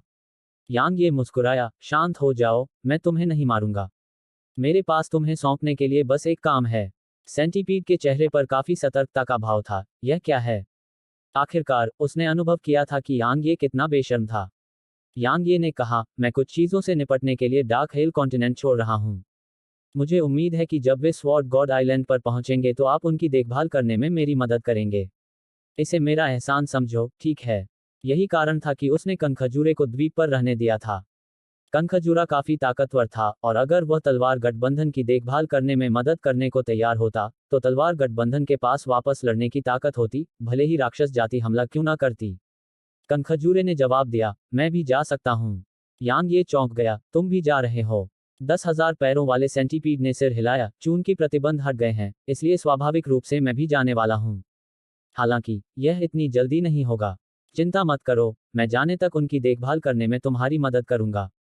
वह स्वाभाविक रूप से यांग ये जैसे विशेषज्ञ के साथ मित्रता करने को तैयार था। धन्यवाद। यांग ये मुस्कुराया और फिर उसने 10,000 टांगों वाले सेंटीपीड की ओर अपनी मुट्ठी बांधी और कहा, अलविदा। जैसे ही उसने बोलना समाप्त किया, यांग ये पलटा और आकाश में गायब हो गया। 10,000 टांगों वाले सेंटीपीड ने आसमान की ओर देखा और कहा, एक और जियानगुजी। Dot dot dot. तलवार भगवान द्वीप छोड़ने के बाद यांग ये तुरंत तलवार हॉल में लौट आया। यांग ये ने ये लियुन को देखा और कहा, क्या सभी लोग यहाँ हैं? ये लियुन ने उत्तर दिया, वे हॉल के बाहर इंतजार कर रहे हैं। यांग ये ने सिर हिलाया और कहा, चलो। अचानक यांग ये की अभिव्यक्ति में भारी परिवर्तन आया, और फिर अन्य लोग आश्चर्य से देखते रहे क्योंकि यांग ये उसी स्थान पर गायब हो गया। 10वीं पुस्तक का अंत। अध्याय 1358। बहुत दिनों से नहीं मिले। छोटा मजदूर। पुस्तक 11। पागल आदमी लौटता है। यांग यी अपने कमरे में खड़े होकर बहुत उत्साहित लग रहे थे और उनकी आंखें अत्यधिक खुशी और उत्साह से भरी हुई थीं। क्यों? क्योंकि आदिकालीन शिवालय सामान्य स्थिति में लौटने वाला था। इस समय वह छोटा भंवर तीव्र गति से घूम रहा था और उसमें से लगातार आभा की किरणें रिस रही थीं। यांग ये कमरे में पालथी मारकर बैठ गया और चुपचाप इंतजार करने लगा। वह काफी उत्साहित और खुश था। बेशक उसे और भी ज्यादा उत्सुकता महसूस हुई, क्योंकि अगर कुछ अप्रत्याशित नहीं हुआ तो वह तुरंत सू किंगशी और दूसरों को देख पाएगा। किंगशी, किन जियुए, बाओए, लेई लिन, लिटिल याओ और उनकी बेटी यांग नियानिक्स्यू। लगभग 6 घंटे ऐसे ही बीत गए। टकराना। डूम्सडे सिटी में अचानक एक भयावह आभा दिखाई दी जिसने वहां के निवासियों को चौंका दिया। हालांकि आभा को अचानक गायब होने में ज्यादा समय नहीं लगा, जैसे कि वह कभी दिखाई ही न दी हो। यांग ये की आंखें धीरे धीरे बंद हो गईं और उसे वहीं गायब होने में ज्यादा समय नहीं लगा। आदिकालीन शिवालय के भीतर यांग ये के सामने एक महिला खड़ी थी। उसने सफेद पोशाक पहनी हुई थी और वह देवी की तरह पवित्र लग रही थी। बेशक वह सुकिंगशी थी। यांग ये की आंखें तुरंत नम हो गईं जब उसने अपने सामने खड़ी सुंदर और आकर्षक महिला को देखा। वह मुस्कुराया, उसके पास गया और फिर उसे कसकर गले लगा लिया। उसने उसे कसकर गले लगा लिया जैसे कि वह उसे खोने से बहुत डर रहा हो। काफी समय बीतने के बाद यांग ये ने धीरे से कहा, हम अंततः एक दूसरे को फिर से देख पा रहे हैं। सुकिंगशी की आंखों के कोनों से आंसू की 2 धाराएं बह निकली जब उसने उसे सुना। आखिरकार जब आदिकालीन शिवालय को बंद कर दिया गया था तो उसने यांग यी से भी संपर्क खो दिया था, और कोई नहीं जानता था कि वह ऐसे दिनों से कैसे उभरेगी। वह चिंता और भय से भर गया था। चिंता और भय के दिन और रात। यांग यी उस समय एक निराशाजनक स्थिति में थी। अचानक दूर से आवाज आई, अरे हम भी यहीं हैं। सुकिंगशी ने आवाज सुनते ही यांग ये को जल्दी से छोड़ दिया। यांग ये ने ऊपर देखा और उसने देखा कि लाल पोशाक में एक सुडौल महिला उसे असंतोष से देख रही थी। किन्जियुए। यांग ये कुछ बोलने ही वाला था कि वह दौड़कर उसके पास गई और उसे चूम लिया। बड़ी बहन बाओ, वे क्या कर रहे हैं? चोटीदार बालों वाली एक छोटी लड़की यांग ये और किन शियाओं को उत्सुकता भरी निगाहों से देख रही थी। वह लगभग 8 या 9 साल की थी। उसने फूलों से कढ़ाई की हुई एक छोटी सी ड्रेस पहनी हुई थी और उसकी बड़ी बड़ी आंखें थीं। वह बिल्कुल यांग ये जैसी लग रही थी। सुएर, तुम यह नहीं देख सकती। करीब 20 साल की एक महिला ने अचानक उस युवा लड़की की आंखें ढक दीं। उसके बाद उसने अपनी दाईं ओर एक और युवा लड़की को खींच लिया और कहा, लेई लिन, तुम्हें भी देखने की अनुमति नहीं है। बड़ी बहन बाओ, मैं क्यों नहीं कर सकती? लेई लिन के मुंह से एक शब्द निकला, जबकि उसकी आंखों में हैरानी भर गई।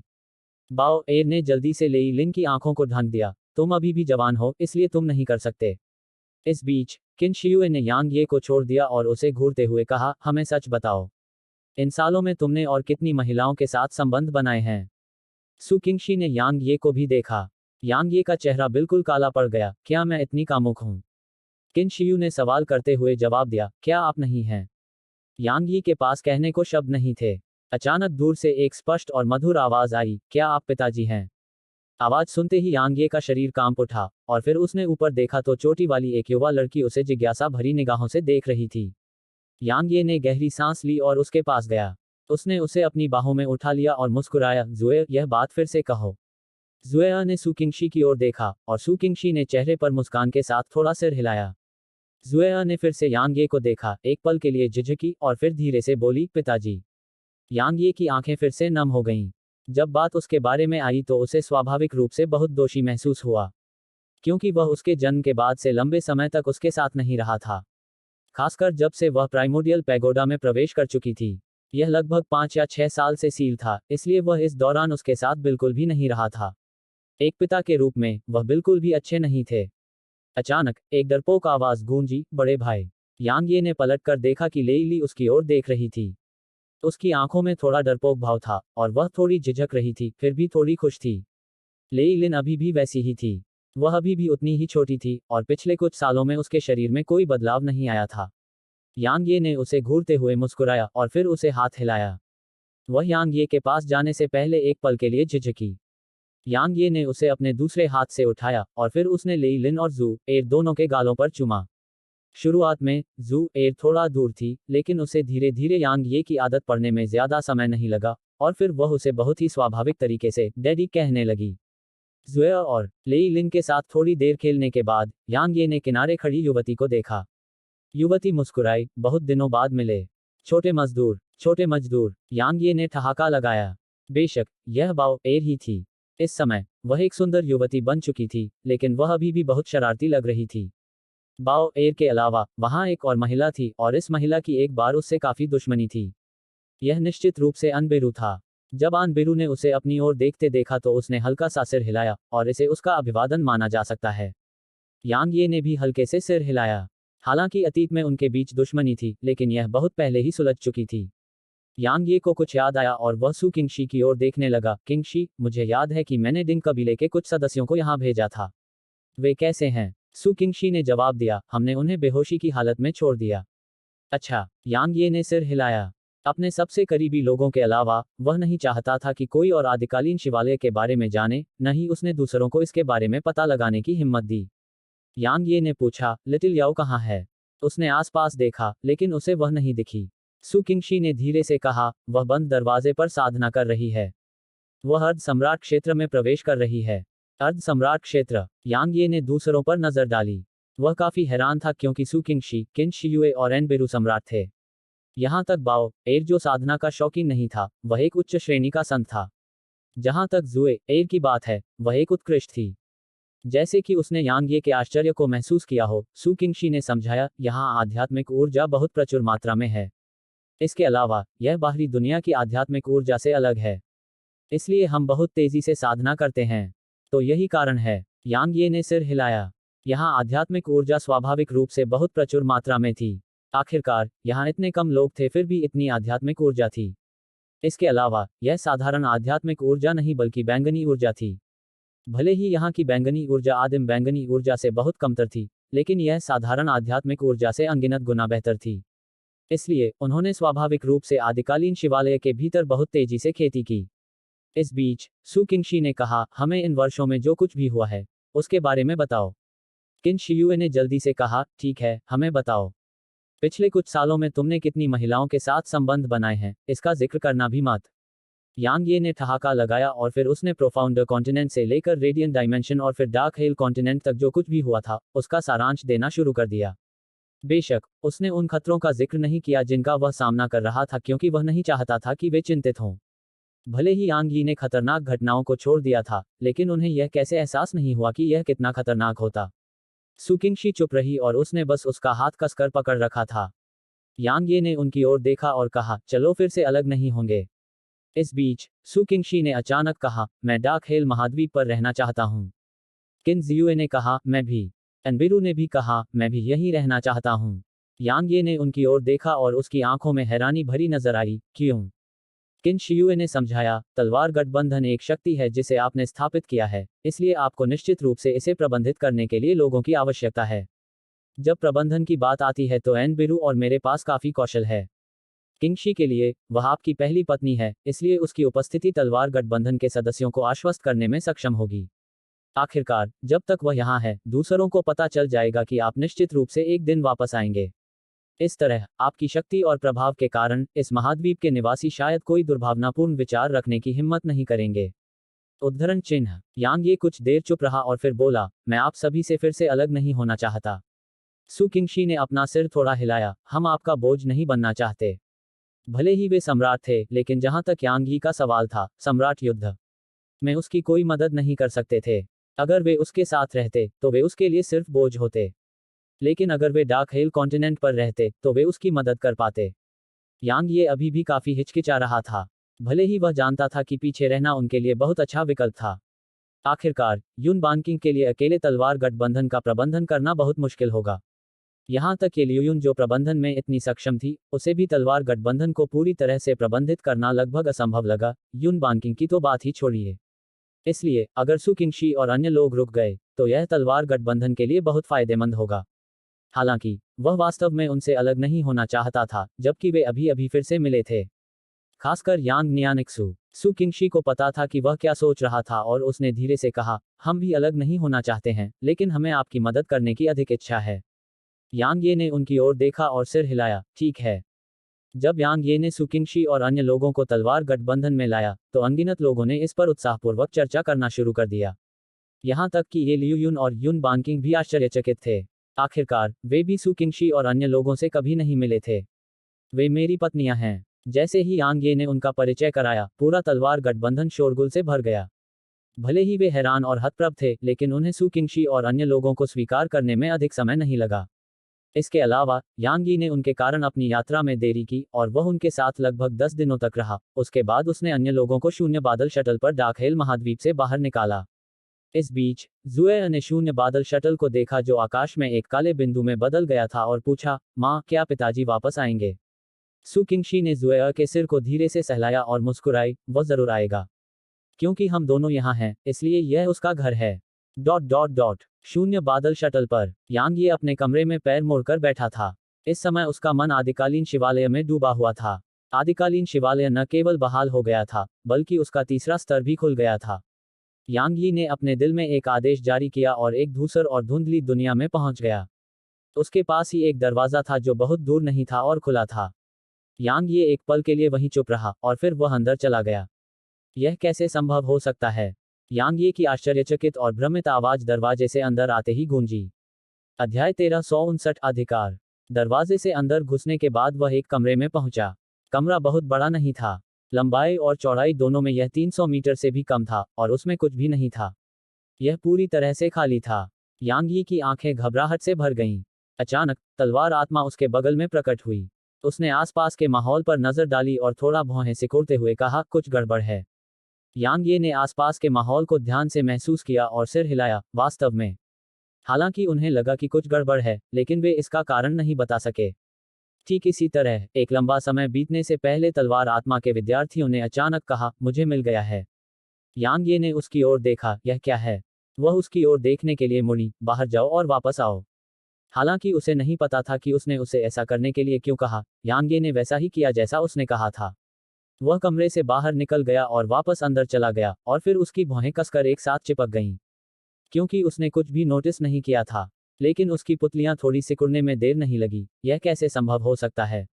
उसने देखा कि कमरे के अंदर का समय बाहर के समय से अलग था। तलवार आत्मा ने सिर हिलाया और उसकी आंखों में आश्चर्य भर गया। यह वास्तव में अकल्पनीय है कि इस दुनिया में ऐसा दिव्य खजाना वास्तव में मौजूद है।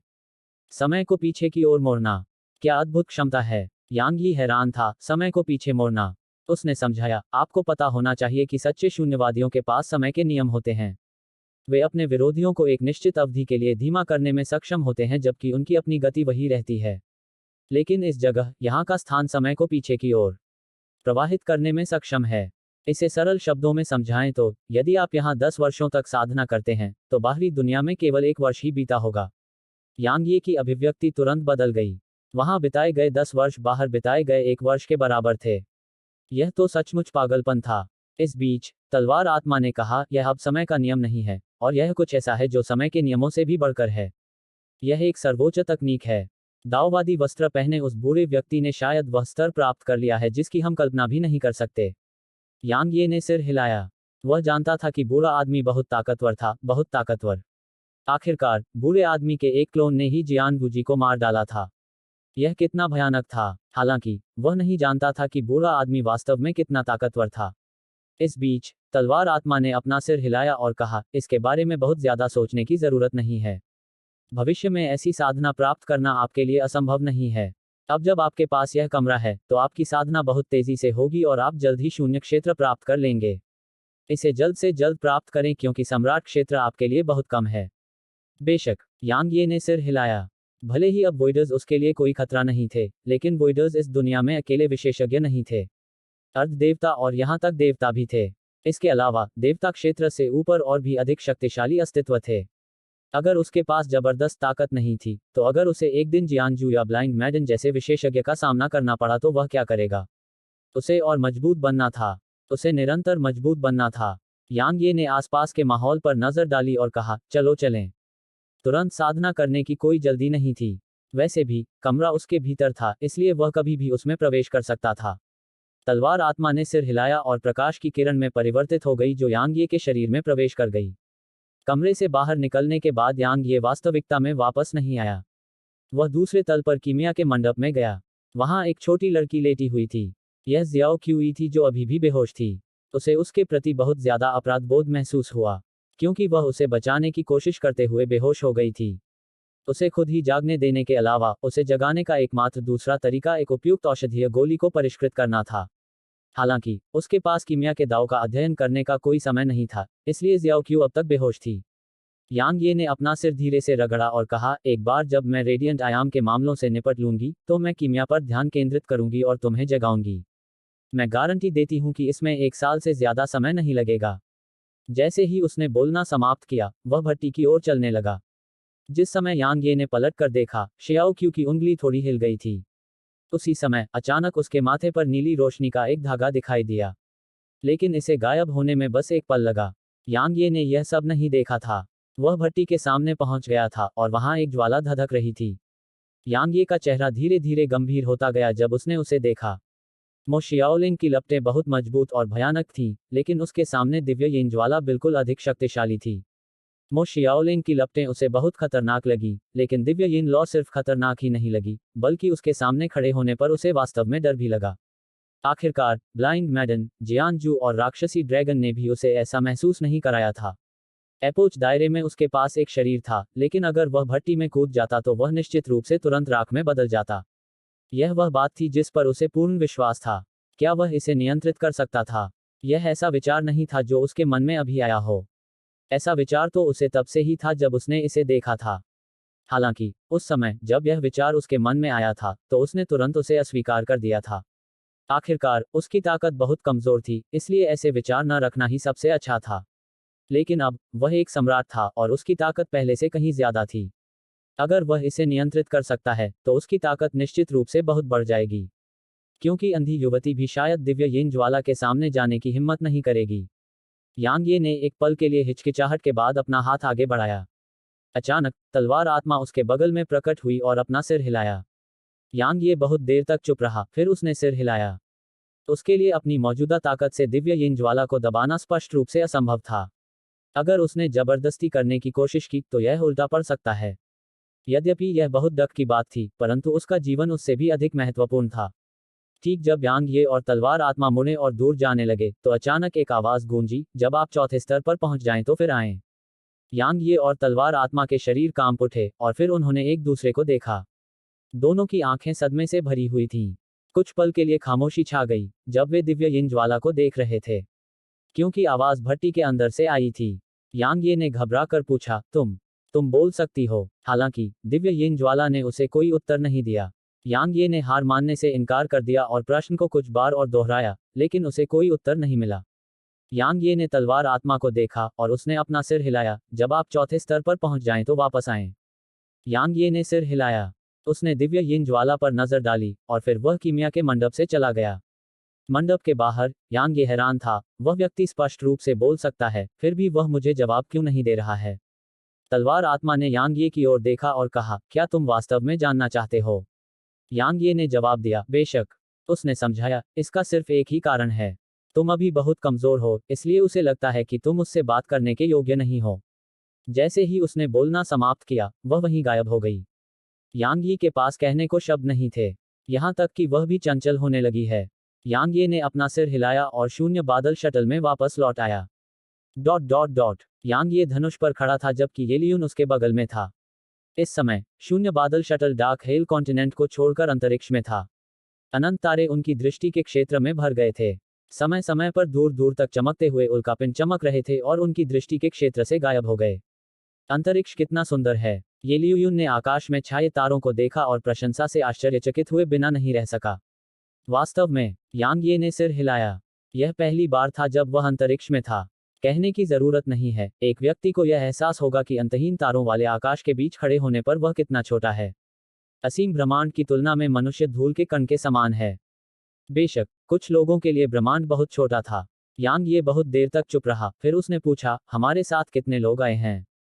येलियून ने एक पल के लिए गहराई से सोचा और कहा, कुल 11 थे, लेकिन सीनियर जियान जू गायब हो गए, इसलिए केवल 11 ही बचे हैं। हमारे तलवार गठबंधन से 4 हैं, और वे सीनियर जियान जी, कियान लानकोंग, शुई लिनलैंग और सीनियर हेई युआन हैं। सम्राटों के लिए कुल 3000 आए। हमारे तलवार गठबंधन और स्लेयर मंडप में कुल मिलाकर लगभग 1000 हैं। बाकी 3 संप्रदायों और 3 शहरों से हैं।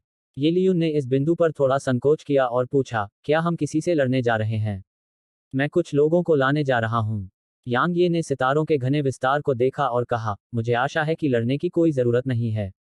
वह रेडियंट आयाम में समय बर्बाद नहीं करना चाहता था क्योंकि लेडी अभी भी उसका इंतजार कर रही थी। येलियून ने सिर हिलाया और कहा, तीनों शहर और 3 संप्रदाय आपकी शक्ति और प्रभाव के कारण हमारा अनुसरण कर रहे हैं। वे आपको मना करने की हिम्मत नहीं कर सकते। लेकिन यह लंबे समय तक नहीं चलेगा। आप उनके साथ क्या करने की योजना बना रहे हैं? यांग ये ने जवाब दिया, मैं उन्हें तलवार गठबंधन में शामिल होने के लिए मजबूर नहीं करना चाहता। भले ही वह ऐसा कर सकता था और ऐसा करने की क्षमता रखता था, लेकिन इससे तलवार गठबंधन के लिए आपदा का बीज बोया जा सकता था। मैं समझती हूं तुम्हारा क्या मतलब है। उसने कहा, मेरे पास एक रास्ता है। यांग ये ने उत्तर दिया, आगे बढ़ो। उसने समझाया, लाभों का उपयोग करके उन्हें हमसे जोड़ें और उन्हें स्वॉर्ड एलायंस के साथ रहने की पहल करने के लिए प्रेरित करें। यांग ये ने कहा, जारी रखें। वह मुस्कुराई, बस डार्क हेल महाद्वीप हमारे तलवार गठबंधन के लिए बहुत छोटा है ना?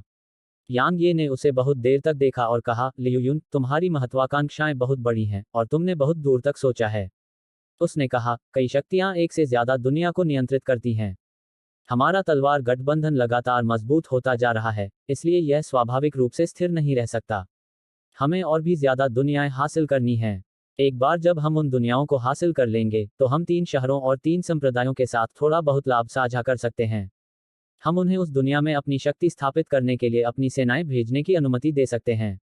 इस तरह, वे स्वाभाविक रूप से हमारे तलवार गठबंधन के पीछे पीछे चलेंगे। उस समय, वे आपके कहने पर भी नहीं जाएंगे। यांग ये ने उसकी ओर देखा और कहा, लियूयुन, क्या आपने पहले से ही तलवार गठबंधन के भविष्य के विकास और विस्तार की व्यवस्था शुरू कर दी है? येलियून ने सिर हिलाया, ऐसी कई चीजें हैं जिनकी योजना पहले से बनानी होगी। यांग ये मुस्कुराया, मैं भाग्यशाली हूं कि मुझे आपकी मदद मिली। येलियून मुस्कुराया और गंभीरता से बोला, वास्तव में, मुझे यह करना पसंद है। तुम्हें पता है, जब मैं अतीत में एक भाड़े का सैनिक था, तो हम सभी सम्राटों और शून्यवादियों की नज़र में चींटियों की तरह थे। जब भी हम उन संप्रदायों या शहरों के शिष्यों से मिलते थे, या यहाँ तक कि अगर हम सम्राटों से भी मिलते थे, तो हम जितना हो सके उतना दूर छिप जाते थे, क्योंकि हम उन्हें नाराज करने से बिल्कुल डरते थे। फिर भी अब, जबकि मैं सिर्फ एक सम्राट हूँ, शून्यवादी भी मेरे प्रति अनादर करने की हिम्मत नहीं करते। बोलते समय उसने अपना हाथ यांग यी की दिशा में आगे बढ़ाया और फिर धीरे से उसे कसकर पकड़ लिया। मैं शक्ति और अधिकार रखने की भावना की आदी हो गई हूँ। यांग ये ने कुछ देर तक उसे देखा और फिर कहा, चूंकि तुम इसकी आदी हो गई हो, तो इसे और बड़ा करो। ये लियूयुन मुस्कुराया, बेशक। यांग ये मुस्कुराया और फिर वह दूर की ओर देखने लगा। हम पहुंच गए हैं। दूरी पर एक बहुत बड़ा टेलीपोर्टेशन फॉर्मेशन था। कहने की जरूरत नहीं कि यह वही तारकीय टेलीपोर्टेशन फॉर्मेशन था जिसके बारे में ब्लाइंड मैडन ने उसे बताया था। अध्याय 1360 मनुष्य और स्वर्ग दोनों से लड़ो। यांग यी के आदेश के तहत शून्य बादल शटल ने गति बढ़ा दी और टेलीपोर्टेशन संरचना में प्रवेश किया। जैसे ही ऐसा हुआ, एक रहस्यमयी शक्ति ने उन्हें घेर लिया, और फिर एक अंतरिक्ष मार्ग जो ऐसा लग रहा था जैसे कि वह तारों से बना हो, उनके सामने प्रकट हुआ। मार्ग से चमकदार तारों की रोशनी की एक किरण फूटने में ज्यादा समय नहीं लगा, और फिर यह दृश्य उनके सामने ही छा गया, इससे पहले कि उनकी आंखें धुंधली होने लगतीं। ऐसा इसलिए हुआ क्योंकि वे बहुत तेजी से आगे बढ़ रहे थे। अज्ञात समय बीतने के बाद, यांग ये ने धीरे से अपनी आंखें खोलीं। इस समय वह एक विशाल पत्थर के मंच पर था जो सभी दिशाओं में लगभग 3 किलोमीटर तक फैला हुआ था। पत्थर के मंच के ऊपर हवा में एक विशाल तारकीय टेलीपोर्टेशन संरचना थी और वे उसी संरचना से निकले थे। उनके चारों ओर अनगिनत समान पत्थर के चबूतरे थे। यांग ये ने एक त्वरित नजर डाली और पाया कि उनमें से कम कुछ दसियों हजार थे। इस बीच ये लियून ने अचानक कहा, ऊपर देखो। यांग यी ने ऊपर देखा और देखा कि उनके ऊपर आसमान में तारों का घना विस्तार छाया हुआ था। यह सिर्फ वहां ही नहीं था, बल्कि उनके आसपास का वातावरण भी तारों से भरा हुआ था। लेकिन वे तारे उनसे काफी दूर थे। कोई आश्चर्य नहीं कि इसे तारकीय शहर कहा जाता है। ये लियून ने आगे कहा, यह कोई तारा नहीं है। यह एक शहर है जो अंतरिक्ष में बनाया गया है। यांग ये ने सिर हिलाया जबकि उसकी आंखों में गंभीरता का एक निशान देखा जा सकता था। ब्लाइंड मैडन ने कहा था कि स्टेलर सिटी को बड़ी दुनिया में एक कबीले ने बनाया था। उसे इस बात का अंदाजा नहीं था कि ऐसा कबीला कैसा होता है, लेकिन अब जब उसने इस शहर को देखा है तो उसे पता है कि यह निश्चित रूप से बेहद भयानक था। आखिर क्या बाह्य अंतरिक्ष में शहर बनाना डरावना नहीं था? किसी भी हालत में वह ऐसा नहीं कर सका। अचानक उनके सामने की जगह हिल गई और यांग ये के समूह के सामने काले कवच में एक आदमी को प्रकट होने में ज्यादा समय नहीं लगा। उस आदमी ने उदासीनता से उनकी ओर देखा और कहा, टेलीपोर्टेशन शुल्क 500 दिव्य क्रिस्टल हैं। दिव्य क्रिस्टल? यांग ये थोड़ा हैरान था। वह केवल ऊर्जा पत्थरों और बैंगनी क्रिस्टल के बारे में जानता था। उसने दिव्य क्रिस्टल के बारे में कभी नहीं सुना था। उस आदमी ने यांग ये की ओर देखा और पूछा, क्या तुम पहली बार यहाँ आई हो? यांग ये ने सिर हिलाया। आदमी ने कहा, एक दिव्य क्रिस्टल 100 बैंगनी क्रिस्टल के बराबर है, इसलिए आप 50,000 बैंगनी क्रिस्टल के साथ भी भुगतान कर सकते हैं। 50,000 बैंगनी क्रिस्टल? ये लियून और अन्य लोगों को झटका लगा। आखिरकार यह कोई छोटी संख्या नहीं थी। भले ही यह तलवार गठबंधन के लिए बहुत बड़ी राशि नहीं थी, लेकिन उन्हें लगा कि सिर्फ एक टेलीपोर्टेशन के लिए यह काफी महंगा था। ये लियून और अन्य लोग ही हैरान नहीं थे, यहाँ तक कि यांग ये भी काफी हैरान था। क्या यह थोड़ा ज्यादा नहीं है? इस बीच आदमी ने कहा, केवल मेरा सीटू कबीला ही इस ब्रह्मांड में तारकीय टेलीपोर्टेशन प्रदान करने में सक्षम है। एकाधिकार। यांग ये ने जब उस आदमी की बात सुनी तो उसे तुरंत यह बात याद आ गई। कोई आश्चर्य नहीं कि यह इतना महंगा है, इसलिए केवल वे ही इसे पूरा कर सकते हैं। यांग ये ने एक स्थानिक अंगूठी को उछालने में संकोच नहीं किया। वह 50,000 बैंगनी क्रिस्टल का भुगतान कर सकता था। आखिरकार उसके पास अभी लगभग 1.3 मिलियन बैंगनी क्रिस्टल थे। उन सभी को स्ट्रोई ने बनाया था। यांग ये स्ट्रोई के बारे में सोचते ही अपनी मुट्ठियां धीरे से भींचने से खुद को रोक नहीं सका। धिक्कार है तुम पर, मो शियाओलिंग। यांग ये की आंखों में एक भयानक हत्या की मंशा चमक उठी। उस दिन वह लापरवाह था। उसने उम्मीद नहीं की थी कि मो शियाओलिंग अपने कबीले से किसी विशेषज्ञ को बुलाकर जीर और स्ट्रोई को पकड़वाएगी। अगर उसे पता होता कि ऐसा होगा, तो वह मो शियाओलिंग को मारने से पहले ही कुछ भी कर लेता। आदमी ने स्थानिक अंगूठी पर नजर डाली और सिर हिलाया, और वह जाने वाला था जब येलियून अचानक बोला, कृपया एक क्षण प्रतीक्षा करें। वह आदमी रुक गया और उसकी ओर देखने लगा। उसने आदमी की तरफ एक स्थानिक अंगूठी फेंकी। आदमी ने उस पर नजर डाली और उसने उसके अंदर 10,000 बैंगनी क्रिस्टल देखे। 10,000 बैंगनी क्रिस्टल 100 दिव्य क्रिस्टल के बराबर थे और यह उसकी एक महीने की मजदूरी के बराबर था। इसलिए उसने इसे लेने में संकोच नहीं किया और फिर उसने ये लियून को देखा, मैं ली शी हूँ और मैं इस टेलीपोर्टेशन संरचना का प्रभारी हूँ। ये लियून ने जब उसे स्थानिक अंगूठी लेते देखा तो वह मुस्कुराई और बोली, भाई ली, हम यहाँ नए हैं और हमें ज्यादा जानकारी नहीं है। कृपया हमें बताएं। ली शी ने पूछा, आप क्या जानना चाहते हैं? ये लियून ने एक पल के लिए गहराई से सोचा और फिर बोली, आप हमें वह क्यों नहीं बताते जो हमें जानना चाहिए?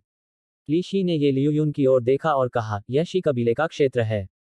भले ही यह बड़ी दुनिया में है, लेकिन यहाँ शी कबीले को नाराज मत करो। इसके अलावा जबकि यह शी कबीले का क्षेत्र है, बड़ी दुनिया की कई अन्य शक्तियों की सेनाएं भी यहाँ हैं।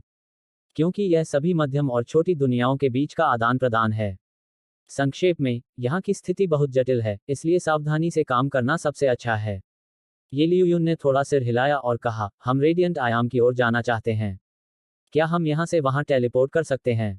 ली शी ने अपना सिर हिलाया और उसे उत्तर दिया, यहाँ टेलीपोर्टेशन संरचनाएं एक तरफा हैं। यदि आप अन्य दुनियाओं की यात्रा करना चाहते हैं, तो आपको शहर के उत्तर में टेलीपोर्टेशन प्लेटफॉर्म पर जाना होगा। वहाँ अनगिनत दुनियाओं के लिए टेलीपोर्टेशन संरचनाएं हैं। जब तक आप शुल्क का भुगतान करते हैं और अपने गंतव्य का नाम या निर्देशांक प्रदान करते हैं, तब तक आपको वहां टेलीपोर्ट किया जाएगा। हालांकि आप अभी अन्य दुनियाओं में टेलीपोर्ट नहीं कर सकते। यांग ये हैरान था, क्यों? ली शी ने जवाब दिया, कुछ समय पहले ऐसा लग रहा था कि किसी ने अनगिनत तारों की ऊर्जा खींच ली है और इसने हमारे टेलीपोर्टेशन संरचनाओं को प्रभावित किया है।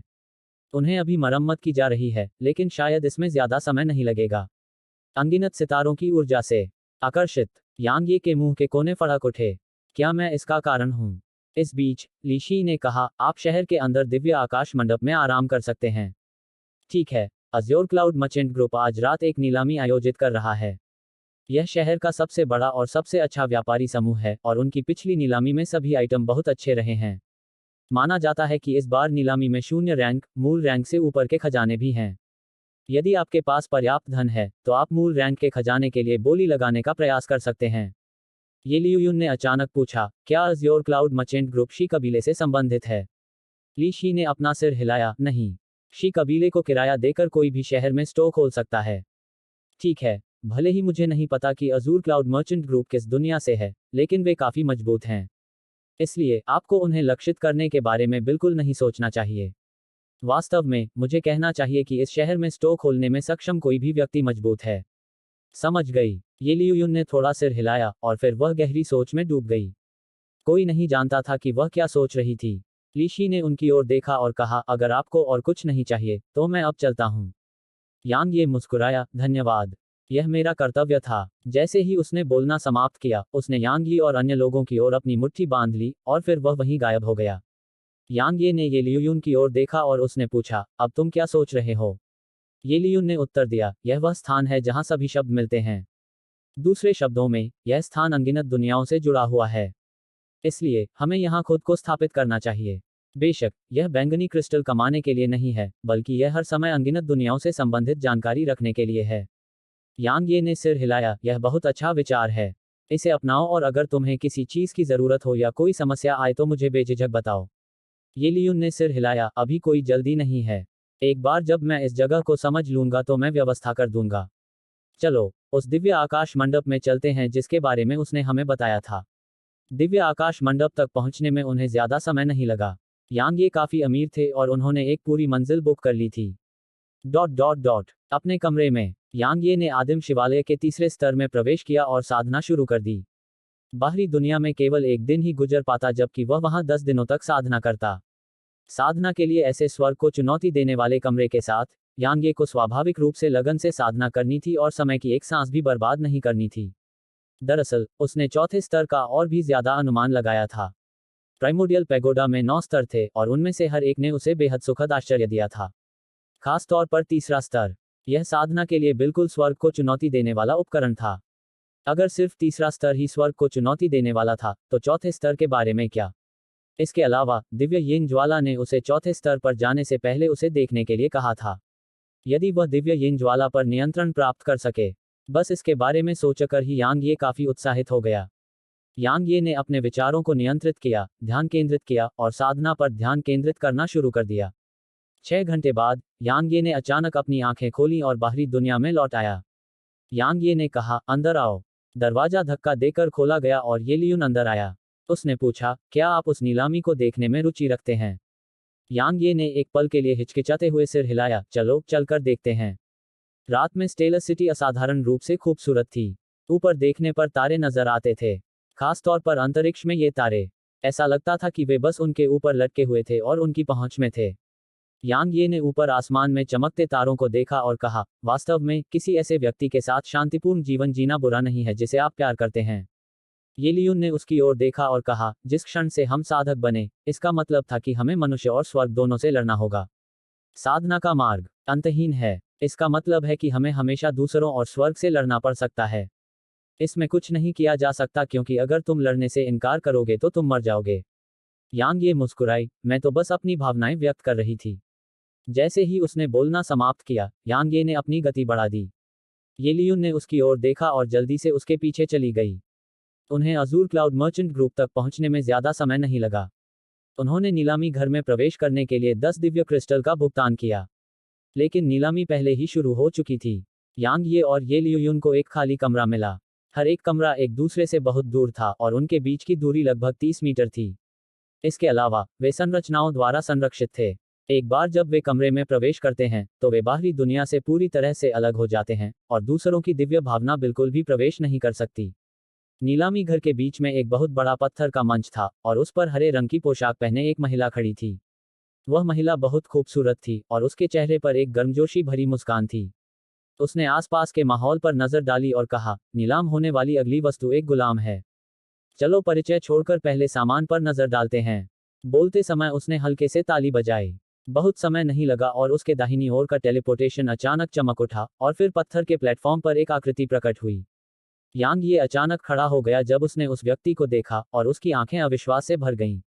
हेलो दोस्तों, आप सभी लोगों से एक रिक्वेस्ट है कि कृपया एमपी स्टोरी बॉय चैनल को सब्सक्राइब करें और वीडियो को लाइक करें। कमेंट करना मत भूलिए। धन्यवाद।